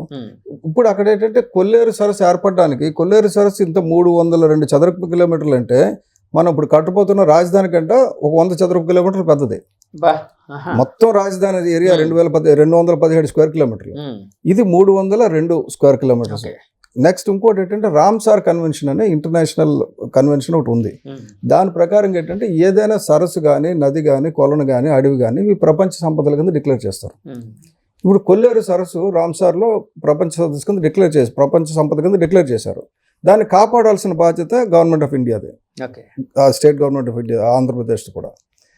కానీ ఏంటంటే అది 10 కాంటూర్లు ఉండి ఈ 302 స్క్వేర్ కిలోమీటర్స్ ఉండి, అందులో యాక్చువల్గా ఏంటంటే 1,66,000 ఎకరాల్లో వైల్డ్ లైఫ్ శాంచురీ కింద డిక్లేర్ చేశారు, శాంచురీ కింద. కానీ కొల్లేరు సరస్సు it self wild life sanctuary కాదు, సరస్సే రామ్సార్ కన్వెన్షన్లో ఉంది. దాన్ని రిస్టోర్ చేయాల్సిన పని ఉంది. 2006లో ఏం చేశారంటే ఈ చెరువులు గట్లు పగలగొడతాం అది ఇదని చెప్పి సుప్రీంకోర్టు తీర్పు ఇచ్చింది, కొల్లేరు సరస్సుని రిస్టోర్ చేయండి అని. కొల్లేరు సరస్సును రిస్టోర్ చేయండి, అక్కడ ఉన్న 28 గ్రామాల ప్రజలకి ఏ రకమైన ఇబ్బంది లేకుండా, జీవనోపాధికి ఇబ్బంది లేకుండా వాళ్ళు చేపలు పట్టుకోవడానికి ఉంటుంది. కొల్లేరు సరస్సులో చేపలు పట్టుకోవడానికి ఉంటుంది, కానీ అక్కడ ఒక రాజుల గారి చెరువు, ఒక రెడ్డి గారి చెరువు, ఒక నాయుడు గారి చెరువులోనూ చెరువులు తవ్వుకొని పెట్టడం లేదు. యాక్చువల్ చేపల చెరువులు ఎక్కువ అయిపోవడం వల్లే అది ఆక్రమణకు గురైంది. మామూలు ఆక్రమణ కాదండి, ఎంత దురాక్రమణ అంటే ఇప్పుడు 5 కాంటూర్లు తగ్గిపోయింది, 3 కాంటూర్లు కుదించేయండి అంటారు. 10 నుంచి 5, 5 నుంచి 3 చేసేయండి. ఎందుకు కారణం ఏంటంటే కొల్లేరుకు నీరు రావడం అన్నది తమ్మిలేరు అని ఒకటి, బుడమేరు అని ఒకటి, 2 చిన్న ఏర్లు రైన్ వాటర్ ఇవి వస్తాయి. వచ్చి ఆ ఏర్లు వచ్చినట్టు మొన్న బుడమేరు పొంగు మొత్తం అంతా మునిగిపోయింది చూసారు, విజయవాడ అంతా మునిగిపోయింది కదా. ఎందుకు మునిగిపోయింది అంటే బుడమేరు క్యాచ్మెంట్ ఏరియాలో వీళ్ళు కట్టేసుకున్నారు ఇల్లు. కట్టేసుకొని బుడమేరు నుంచి వచ్చి వాటర్ని కృష్ణా నదిలో కలిపేస్తున్నారు. అంటే ఇప్పుడు 2 లైఫ్ లైన్లు ఉన్నాయి, మీకు 2 ఆర్టరీస్ ఉన్నాయి అనుకోండి, మెయిన్ వాళ్ళు. రక్త సప్లై, మీ హార్ట్ కొట్టుకోవాలంటే, కొల్లేరు గుండెకాయ కొట్టుకోవాలంటే ఒక పైపు బుడమేరు నుంచి వస్తుంది, ఒక పైపు తమ్మిలేరు నుంచి వస్తుంది. ఇప్పుడు తమ్మిలేరు నుంచి వస్తున్న పైపు ఏదో కొద్దిగా గొప్ప వస్తుంది, బుడమేరు వచ్చి పైపు ఏం చేశారంటే కాలువ డైవర్ట్ చేసి డైరెక్ట్గా కృష్ణా బ్యారేజ్లో కలిపేశారు. అది ఇంకా ఎత్తుగా గట్టుకట్టేసి అసలు కొద్దిగా కూడా రాకుండా ఇక్కడ ఎవరైతే నదీ పరివాహక ప్రాంతాల్లో ఇల్లు కట్టుకున్నారో వాళ్ళ ఇళ్ళన్నీ భద్రంగా ఉండేటట్టు చేస్తే కొల్లేరు పూర్తిగా చచ్చిపోతుంది. అవునండి. సో కాబట్టి ఏంటంటే బుడమేరు కాల్వ కింద ఉన్నవి ఏవైతే ఇదివరకు నదుల కింద ఉన్నాయో, నీరు కింద ఉన్నాయో ఆ ఏరియా అంతా కూడా ఖాళీ చేసి ఇష్టం వచ్చినట్టు కట్టేసుకున్నారు. కాలనీలు, గేటెడ్ కమ్యూనిటీస్ అవన్నీ తప్పే. ఇప్పుడు ఆ బుల్డోజర్ లాగా మనం అక్కడ చేసినట్టు చేయాలి, కానీ అలా చేయాలని కానీ ఇప్పుడు అందులో మీ ఇల్లు ఉందనుకోండి ఇమీడియట్గా నేను శత్రువుని అయిపోతాను. కానీ ఇప్పుడు కొల్లేరుకు వచ్చిన పక్షులు 6,000-7,000 కిలోమీటర్లు ప్రయాణం చేసి ఇక్కడికి వస్తున్నాయి. ఎందుకంటే అక్కడ వాళ్ళ ప్రదేశం అంతా కూడా ఐస్తో గడ్డకట్టేస్తే వాళ్ళు మొత్తం అవన్నీ కూడా ఇక్కడికి వచ్చి ఇక్కడ వాళ్ళ సంతానోత్పత్తి చేసుకొని మళ్ళీ అన్ని కలిసి అక్కడ చెరువు నదులు ఓపెన్ అయ్యేసరికి అక్కడ వెళ్ళిపోతాయి అన్నీ. కొల్లేరులో వచ్చిన పక్షులు అన్ని రకాలు, ఆస్ట్రేలియన్ బర్డ్స్ కానీ ఇవి కానీ అన్ని రకాల అన్ని దేశాల నుంచి ఎక్కడెక్కడైతే శీతల దేశాల్లో నీరు గడ్డకట్టేస్తుందో ఆ దేశాలన్నిటి నుంచి పక్షులు ఇక్కడ వస్తున్నాయి. సార్ యాక్చువల్గా జగన్మోహన్ రెడ్డి గారి కోసం మాట్లాడేటప్పుడు అంటే చాలామంది అంటూ ఉన్నారు పవన్ కళ్యాణ్ గారు ఆయనకి ప్రత్యర్థి అని అంటున్నారు, అంటే ముఖ్య ప్రత్యర్థి. కొంతమంది అంటున్నారు ముఖ్య ప్రత్యర్థి పవన్ గారు కాదు చంద్రబాబు గారు అంటున్నారు. వీళ్ళిద్దరిలో ఎవరు జగన్ గారికి ముఖ్యమైన ప్రత్యర్థిగా భావిస్తున్నారు జగన్మోహన్ రెడ్డి గారు? ఏమైనా మీకైనా ఐడియా ఉందా? సార్ ఏం లేదు, ఆయన టైం అయిపోయింది, ఆయన పీరియడ్ అయిపోయింది. అది చరిత్ర. ఎందుకు చరిత్ర అన్నామంటే అది స్వయంకృత అపరాధం.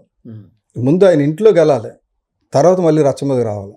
ముందు వాళ్ళ అమ్మని వాళ్ళ చెల్లిని సర్దుకొని రమ్మనండి, ఆ తర్వాత వాళ్ళ బావగారు ఎక్కడ ఉన్నారో చూడమనండి, బాబాయ్ గారిని స్వర్గం నుంచి ఆశీస్సులు ఇమ్మనండి, E2 విజయసాయి రెడ్డి గారిని మళ్ళీ వెనక్కి తీసుకోమనండి. అప్పుడు నెక్స్ట్ ఎలక్షన్లో ఏమన్నా రావచ్చు.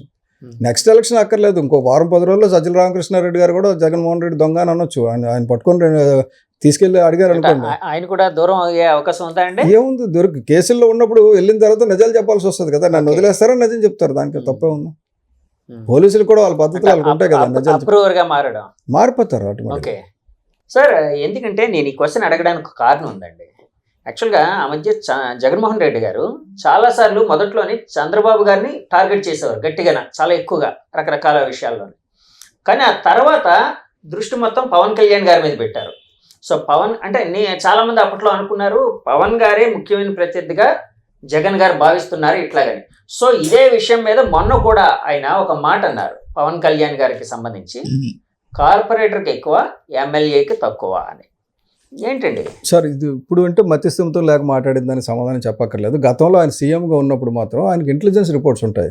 ఓకే, కాబట్టి పవన్ కళ్యాణ్ టార్గెట్ చేసి సపరేట్ చేసి రెండు కలకుండా ఉంటే మనం గెలుస్తాం, రాత ఓడిపోతున్నాం అని ఇంటెలిజెన్స్ రిపోర్ట్ వచ్చింది కాబట్టి ఆయన అన్నాడు. సో టార్గెట్ చేయడం కూడా అంటే డివైడ్ చేయడం కోసం అంటే బేసిక్ ఇంటెలిజెన్స్ రిపోర్ట్ వచ్చింది, వీళ్ళందరూ కలిస్తే మనం ఓడిపోతాం, ఏం చేయాలి, కలకుండా ఉండేటట్టు చూడాలి అంతే, వేరే దాన్ని. ఇప్పుడు ఆ తర్వాత మధ్యస్థంతో లేదు, ఇంకా ఆయన ఇంకా ఒక్కొక్కడు పోతున్న కొలది ఇంకా మిగతాదంతా పోద్ది అంతే. తర్వాత దారిలోకి వచ్చేస్తారు. ఆయనే నిజం చెప్పేస్తాడు కొద్ది రోజులు పోతే, నేను వీళ్ళందరి గురించి నేను చేశాను, నాకు అందరూ అన్యాయం చేశారు అంటాడు. ఏమన్నా సార్, ఇప్పుడు తండ్రిని అడ్డు పెట్టుకొని అడ్డంగా డబ్బులు సంపాదించి 42 సూట్ కేసు కంపెనీలు పెట్టుకొని డబ్బు సంపాదించాడు దొంగనా కొడుకు అని చెప్పింది ఎవడు? ధర్మాన ప్రసాద్.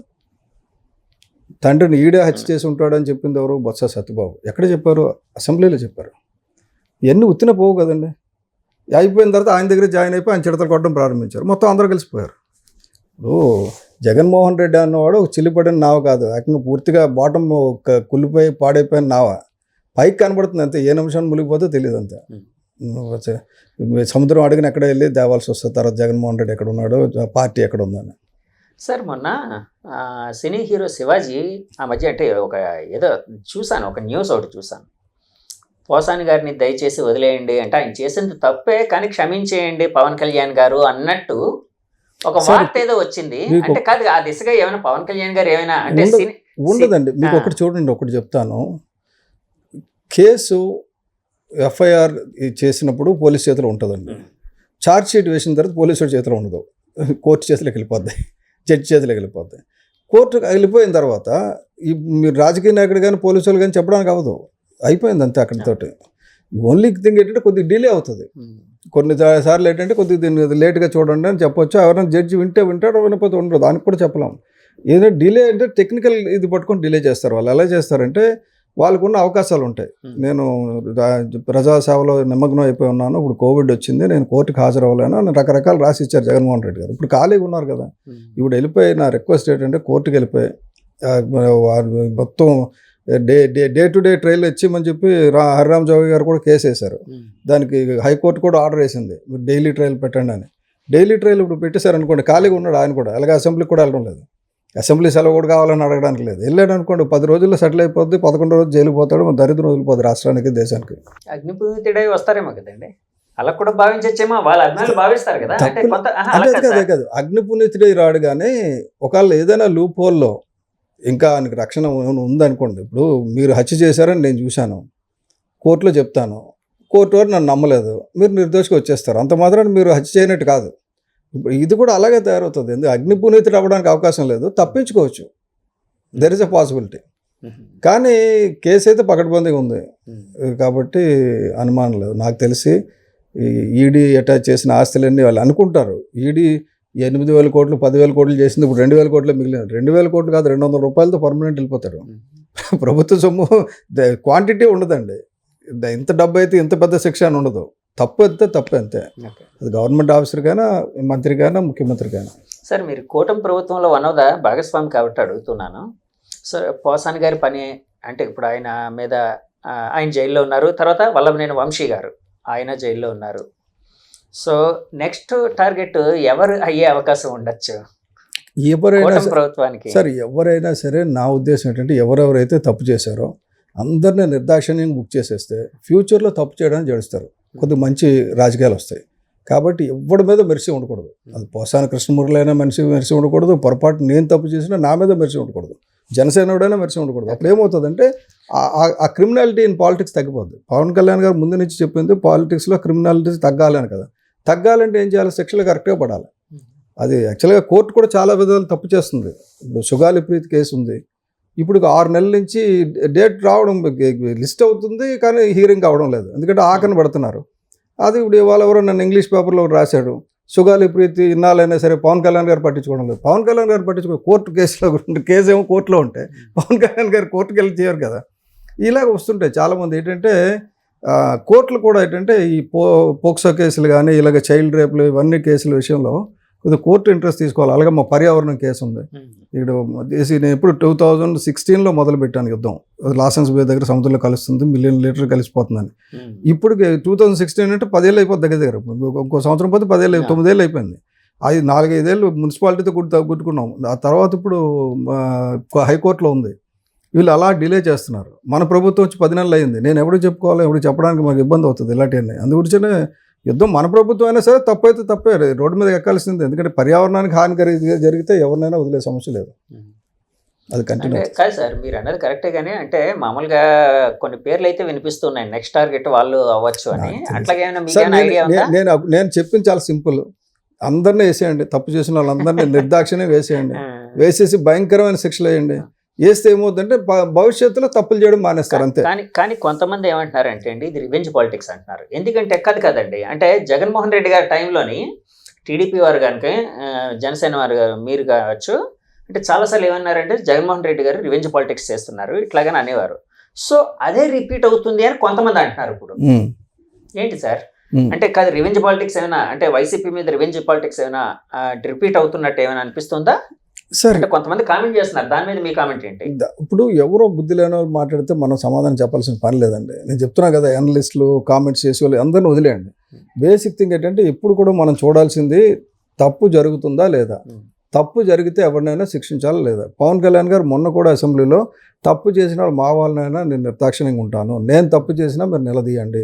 ఈ మధ్యన కూడా ఎందుకంటే అప్పుడు ఇదే వస్తుంది, నిబద్ధత వస్తుంది. నిబద్ధత అనేది పూర్తిగా పోయింది. మన మినిస్టర్ గారు బాంబర్ది అయితే చాలు, మనం ఏదైనా చేసి వచ్చాను. ఎవడైనా ముందు లోపల తోస్తారనుకోండి, ఒక ట్రాఫిక్ సిగ్నల్ వాళ్ళు చేస్తే లోపల చేస్తారనుకోండి, ఇంకెవడు మాట్లాడు. ఇప్పుడు అలా కాదు, నువ్వు 6 నెలలు తోస్తావు, నేను సస్పెండ్ చేసి ట్రాన్స్ఫర్ చేశారనుకోండి పోతుంది. ఇప్పుడు యాక్చువల్గా ఒక చిన్న విషయం మీ ద్వారా నేను పబ్లిక్ కూడా తేవాలి. ఇవాళ నేను ట్వీట్ కూడా చేశాను. ప్రతి 1,00,000 మందికి 100 మంది పట్టే నైట్ షెల్టర్ ఉండాలి 1,00,000 మంది జనాభాకి. ఇది కోర్టు సూచించిన నామ్, ప్రాక్టీస్ కూడా. మన పట్టణాల్లో 23.5 లక్షల జనం, ఇంతకుమించి 24 లక్షల జనం విశాఖపట్నం. అంటే 2,400 మంది పట్టే నైట్ షెల్టర్లు ఉండాలి. మనకు ఉండేవి 460 మంది పట్టే నైట్ షెల్టర్లు ఉన్నాయి. అంటే దాదాపు 2,000 మంది నిరాశ్రయులు ఎక్కడెక్కడ పడతారో ఏమో అయిపోతారో మనకు తెలియదు, ఎందుకంటే వాళ్ళకి సెక్యూరిటీ లేదు. ఇది పేదవాళ్ళు కానీ అమ్మాయిలు ఎవరినో లేపుకొని వచ్చేసి మధ్యలో వదిలేయడం కానీ, లేకపోతే మతి స్థిమితో లేకపోవడం కానీ, లేకపోతే బస్సు తప్పిపోవడం కానీ, లేకపోతే ఎవడో పరస కొట్టేస్తాడు పెద్దోడి దగ్గర, ఎక్కడ ఉండాలో తెలియదు. పాత రోజుల్లో పేదరాశి పెద్దమ్మ అని ఒకటి ఉండేది, ఇంటికి వెళ్తే భోజనం పెట్టేవారు, పడుకోవచ్చు, సత్రాలు. ఇప్పుడు సత్రాలు లేవు. కానీ ఏంటి చెప్పారు, గవర్నమెంట్ ఏం చేసింది, డైరెక్షన్ ఏమి ఇచ్చిందంటే మున్సిపల్ కార్పొరేషన్స్కి ప్రతి 1,00,000 జనాభాకి 100 మంది పెట్టి షెల్టర్ ఉండాలి. ఆ షెల్టర్లు బస్ స్టేషన్కి, రైల్వే స్టేషన్కి దగ్గరలో ఉండాలి. దానికి అందరికీ తెలిసేటట్టుగా ఉండాలి. మనకి లేవు. ఉన్న షెల్టర్ని లైసెన్స్లు ఇవ్వడం లేదు, ఇబ్బందులు పడుతున్నారు, అన్నీ చేస్తున్నారు, తీసేయమంటున్నారు. దాని గురించి ఇవాళ హోమ్ మినిస్టర్ గారు నన్ను మాట్లాడారు. నేను దాన్ని ట్వీట్ చేశాను. మాట్లాడి నేను ట్వీట్ చేశాను. చక్కగా హోమ్ మినిస్టర్ గారు చెప్పారు, విశాఖపట్నంలో 2,400 మంది కావాలి, కానీ 460 ఉన్నాయి, 460 మంది పట్టేదో ఉంది, మార్చండి. ఎవరు అడ్డుతున్నారంటే మిషన్ డైరెక్టర్ మెప్మా ఎవరైతే ఉన్నారో విజయవాడలో, ఆయన తేజ్ గారు, ఆయన బాగానే ఉన్నారు.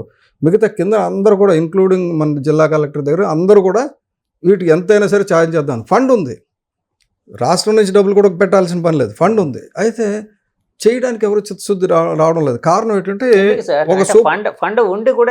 చెప్తున్నాను, ఒక సూపరింటెండెంట్, ఒక క్లర్క్, యూసీడీలో ఒక సూపరింటెండెంట్, ఒక క్లర్క్ మొత్తం వర్క్ ఆపేశారని చెప్పి నాకు ఇన్ఫర్మేషన్. నేను వాళ్ళు అదే ట్వీట్లో పెట్టా. అధికారులు బాగానే ఉన్నారు, డబ్బులు ఉన్నాయి, అవసరం ఉంది, కానీ ఒక క్లర్క్ ఆపేయగలుగుతున్నాడు. అది కూడా వాళ్ళిద్దరు ఏంటంటే ఇదివరకు వైసీపీ విధేయులట, ఈ టైంలో జరగకూడదని. అప్పుడు కూడా జరగలేదు పెద్దగా, ఇప్పుడు అసలు జరగకూడదు, అసలు నిజంగా జరుగుతున్నాయి కూడా ఆపేస్తున్నారు. సో అధికారులు తేల్చండి అని పెట్టాను నేను.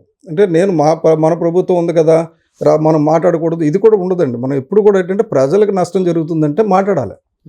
మాట్లాడకపోతే తప్పది. మన ప్రభుత్వమైనా అవతల ప్రభుత్వమైనా మంచి పని చేసింది అనుకోండి, మంచిగానే చెప్తాం, తప్పేం లేదు. మనం తప్పు చేసాం అనుకుంటే తప్పు అని చెప్పాలా. ఎందుకంటే నేను చెప్పేది ఏంటంటే ప్రజా సంక్షేమానికి సంబంధించి ఇది పవన్ కళ్యాణ్ గారు కావాలనుకుంటారు, చంద్రబాబు నాయుడు గారు కావాలనుకుంటారు, మెప్మా డైరెక్టర్ కావాలనుకుంటున్నాడు, ఇక్కడ జిల్లా కలెక్టర్ కావాలనుకుంటున్నాడు, చేయడానికి ఎన్జిఓలు ఉన్నారు, కానీ పని అవ్వడం లేదు. ఇద్దరు ఎవరో అడ్డులు పడుతున్నారంటే వాళ్ళు చాలా సీరియస్గా ఉండాలి, కలెక్టర్ వాళ్ళు అందరూ కూడా. అది నేను చెప్పాను, ఎవరైతే మీకు ప్రొసీజర్ ప్రకారం ఏంటంటే వాళ్ళ ఫైల్ వాళ్ళ దగ్గర రావడం లేదు, వాళ్ళు చేయడం లేదు. ఎందుకు రావడం లేదంటే కొర్రీలు పెట్టుకుని కూర్చుంటున్నారు అక్కడ.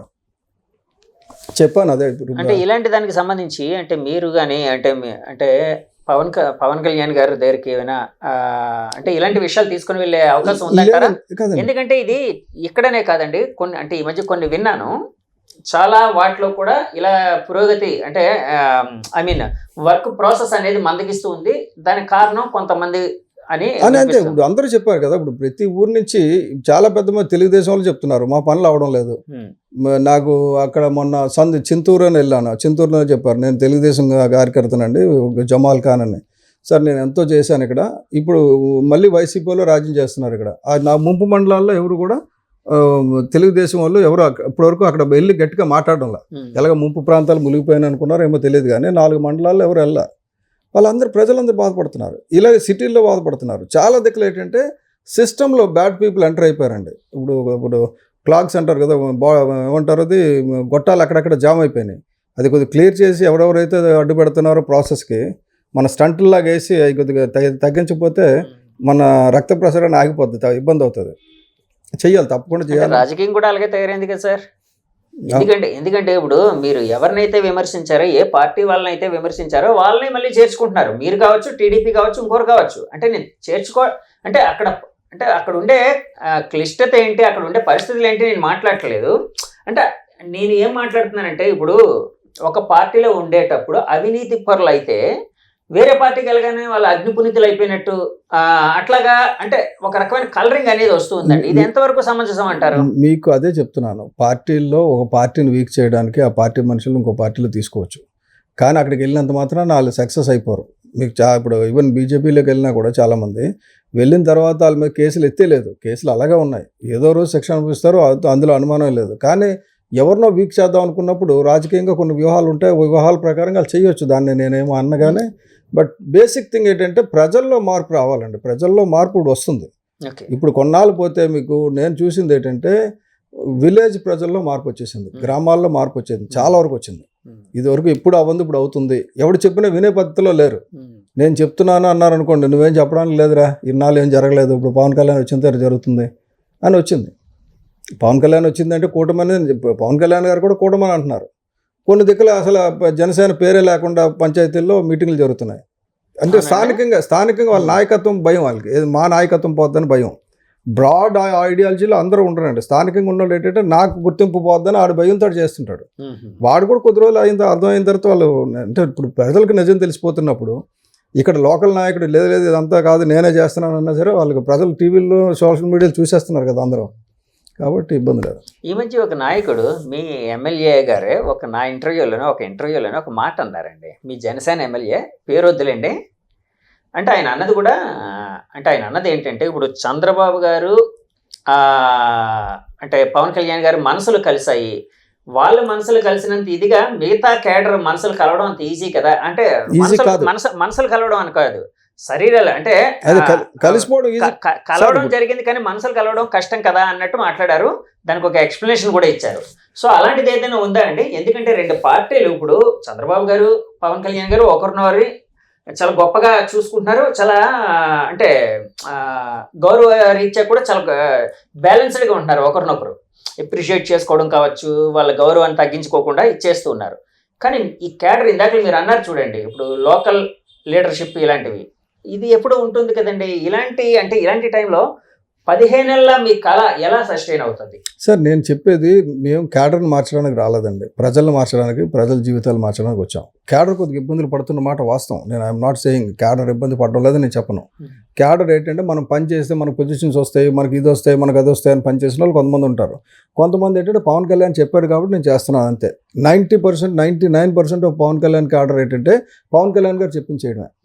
ఈ 1% పదవుల గురించి వచ్చిన వాళ్ళు ఇబ్బందులు పడుతున్నారు. కానీ నేను చెప్పేది ఏంటంటే లార్జర్ గోల్, మేము పార్టీ పరంగా చూస్తే నేను as general secretary of the party ఎక్కువ మంది ప్రజలు హ్యాపీగా ఉన్నప్పుడు కొంతమంది 1,00,000 మంది ప్రజలు హ్యాపీగా ఉన్నప్పుడు ఒక నలుగురు క్యాడర్ బాధపడతారు తాత్కాలికంగా.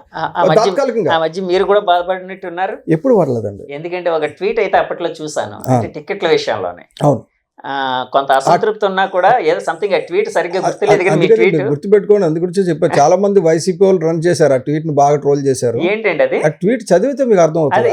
ఏం లేదు, ఇప్పుడు పార్టీ పెట్టిన దగ్గర నుంచి కష్టపడి పనిచేస్తున్నాం, మమ్మల్ని వదిలేసి వెళ్ళిపోయారని చాలా మంది అనుకోవచ్చు, నాలాంటి వాళ్ళు కూడా అనుకోవచ్చు. కానీ మనం ఇప్పుడు ఉన్న పరిస్థితుల్లో ఈ రాష్ట్రాన్ని గట్టెక్కించడానికి పవన్ కళ్యాణ్ గారు ఏం చెప్తే అదే చేయాలి, అది చిత్తశుద్ధితో చేయాలి.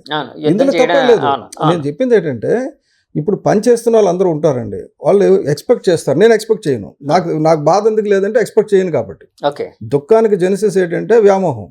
నాకు వ్యామోహం లేదు, పదవి వ్యామోహం లేదు, ఏం లేదు. కాబట్టి నేను I don't care for recognition, నాకు ఇబ్బంది లేదు. కానీ చాలామంది నాలాంటి వాళ్ళు ఉంటారు, వాళ్ళకేమంటే అదే వీళ్ళకి అక్కర్లేదు కానీ నాకు కావాలి, నా గురించి మాట్లాడలేదు అనుకుంటారు కదా. అందుకు చెప్పాను, అన్నీ కూడా పవన్ కళ్యాణ్ గారికి అన్నీ తెలుసు.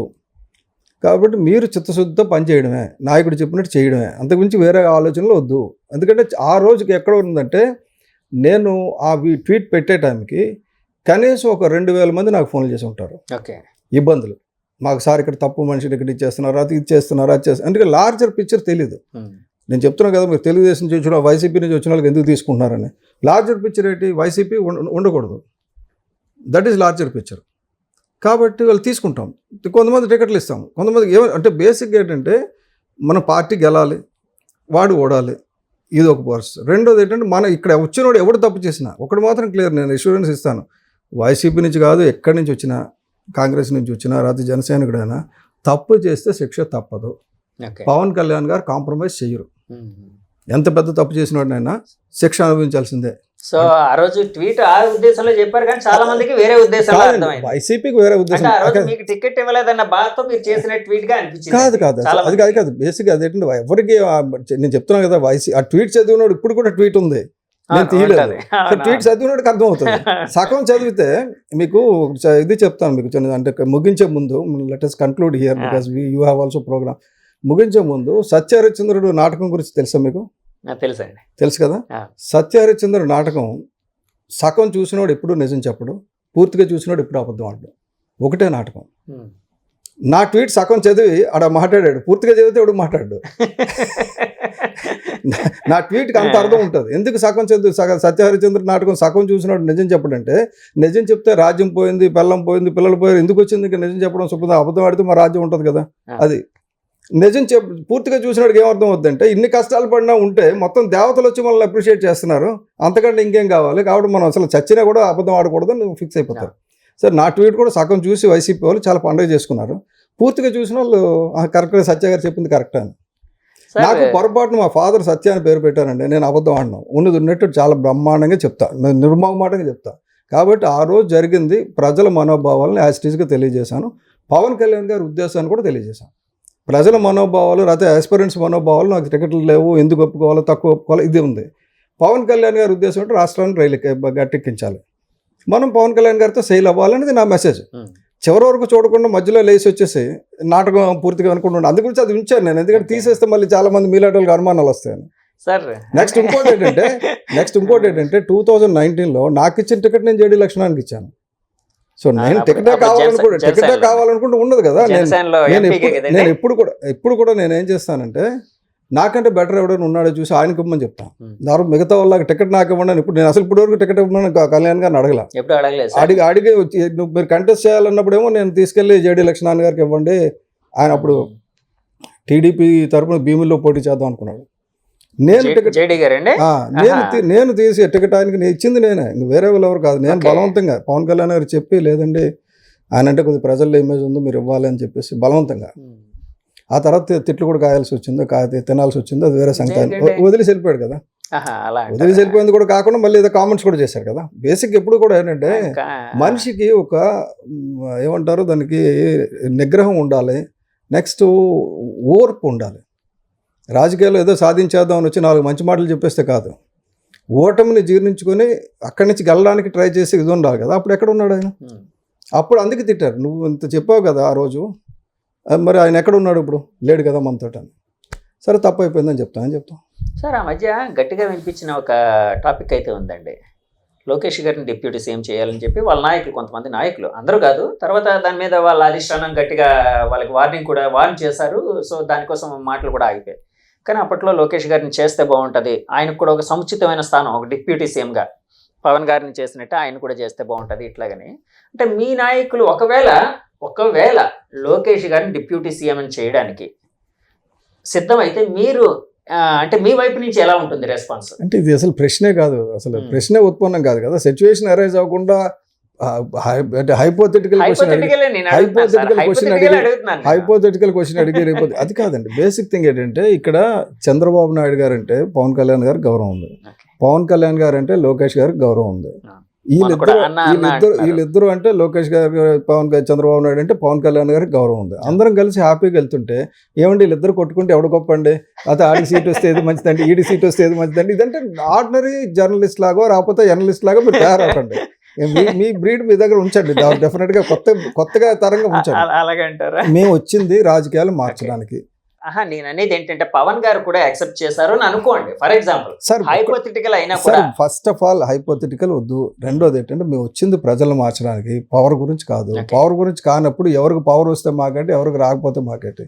మాకు పంచాయతీలకు రోడ్లు పడినా లేదా, పంచాయతీలకు అధికారం వచ్చిందా లేదా, మా అడవి బాగుందా లేదా, సైన్స్ అండ్ టెక్నాలజీ ఏరియాలో కొత్త కుర్రలు ఎవరికైనా ఆసరా దొరుకుతుందా లేదా, ఇది వీటి మీద ఉంది. పర్యాటక రంగాన్ని మరింత ప్రభావితం చేసేటట్టుగా ఎకో టూరిజం ఎలా డెవలప్ చేయాలి, వీటి మీద ఉంటుంది తప్ప రియల్ ఎస్టేట్ మీద రాకపోతే అధికారాల మీద మాకు లేదండి.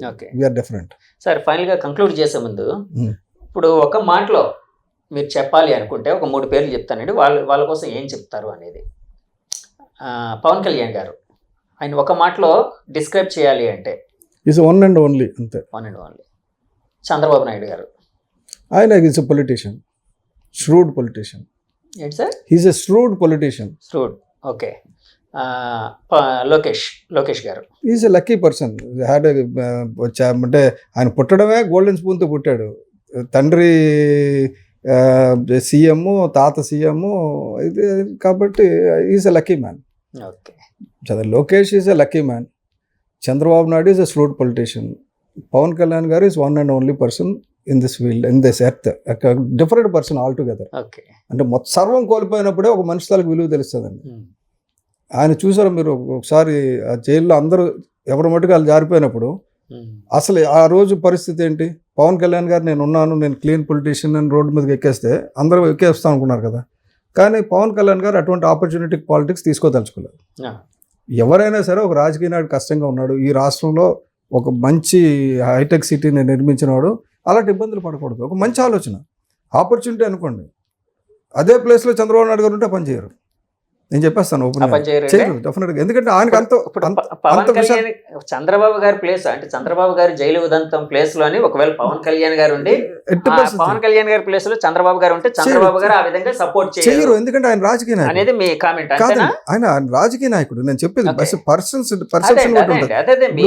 పర్సన్ ఒపీనియన్ కాదండి. ఒక రాజకీయ నాయకుడు రాజకీయం లాగా ఆలోచిస్తాడు. Okay. Pawan Kalyan is not a politician, is a reformer. ఆయన ఏంటంటే ఒకటి బాధల్లో ఉంటే దాన్ని అడ్వాంటేజ్ తీసుకోకూడదు. మనం నెక్స్ట్ ఎవరినైనా సరే ఇలాగ చేయడం కరెక్ట్ కాదు. తప్పు చేసి ఉంటే పవన్ కళ్యాణ్ శిక్షించవచ్చు చంద్రబాబు నాయుడు, కానీ ఇది కాదు పద్ధతి. అది అంతే. కాబట్టి మీరు నేనేం చెప్తున్నానంటే దీన్ని మళ్ళీ మాటల్లోంచి ఇటు నుంచి అర్థాలు మీరు మిగతా విశ్లేషణలో లాక్కండి. Pawan Kalyan is a selfless man, a human being. Chandrababu Naidu is a shrewd politician. ఆయన అంటే ఆపదల నుంచి ఆపర్చునిటీ ఎత్తుకొని పైకి వచ్చే character. Lokesh is a lucky person. And like phoenix పక్షి. Lokesh is a lucky person. Chandrababu garu is like phoenix పక్షి. అంతే. ఫినిక్స్ అని కూడా నేను చెప్పను. నేను చాలా ఏంటంటే ప్రాబ్లమ్స్ ఆపర్చునిటీ కింద కన్వర్ట్ చేసుకునే కెపాసిటీ ఉన్న పొలిటీషియన్, shrewd పొలిటీషియన్. నెక్స్ట్ దార్శనికుడు. ఆయన you can think about 25-30 years ahead. 30 years తర్వాత ఎలాగుంటుంది, ఈ ప్రాంతం ఎలాగుంటుంది, మనం ఇప్పుడు ఏం చేయొచ్చు ఇక్కడ. సో ఆయన స్టైల్ వేరు. ఫినిక్స్ పక్షి అని ఎందుకన్నానంటే అది కూడా యాక్చువల్ గా గాలికి ఎదురెత్తు అంటే ఒక సరే ఫినిక్స్ పక్షి అంటారో రాత్రి నేను పొలస్ చేప అంటాను. అందుకు పొలస్ చేప కూడా ఏటికి ఎదురెత్తుంది. అవి వద్దు మనకి, పక్షులు అవి వద్దులేండి. నేను చెప్పేది ఏంటంటే ఆయన తెలివైన రాజకీయ నాయకుడు, చాలా స్పృహ ఉన్న తెలివైన ధైర్యమైన రాజకీయ నాయకుడు. పవన్ కళ్యాణ్ ఒక మనిషి, ఒక నిస్వార్థమైన మనిషి, సమాజానికి సేవ చేద్దాం అనుకున్న మనిషి. లోకేష్ గారు లక్కీ పర్సన్. అంతే, ఇంకేం చెప్పను. ఓకే సార్, థ్యాంక్ యూ అండి. Thank you. చాలా నమస్తే. విషయాలు మనం మాట్లాడుకున్నాం. Thank thank you. You very much అండి. నమస్తే. వ్యూయర్స్ చూసారు కదండి, ఇది బొలిశెట్టి సత్య గారితో మన ఇంటర్వ్యూ. సో ఇంటర్వ్యూ మీకు నచ్చితే మా ఛానల్ లైక్ చేయండి, కామెంట్ చేయండి, షేర్ చేయండి, సబ్స్క్రైబ్ చేయండి. Thank you very much. Signing off మీ జగదీష్. Bye bye.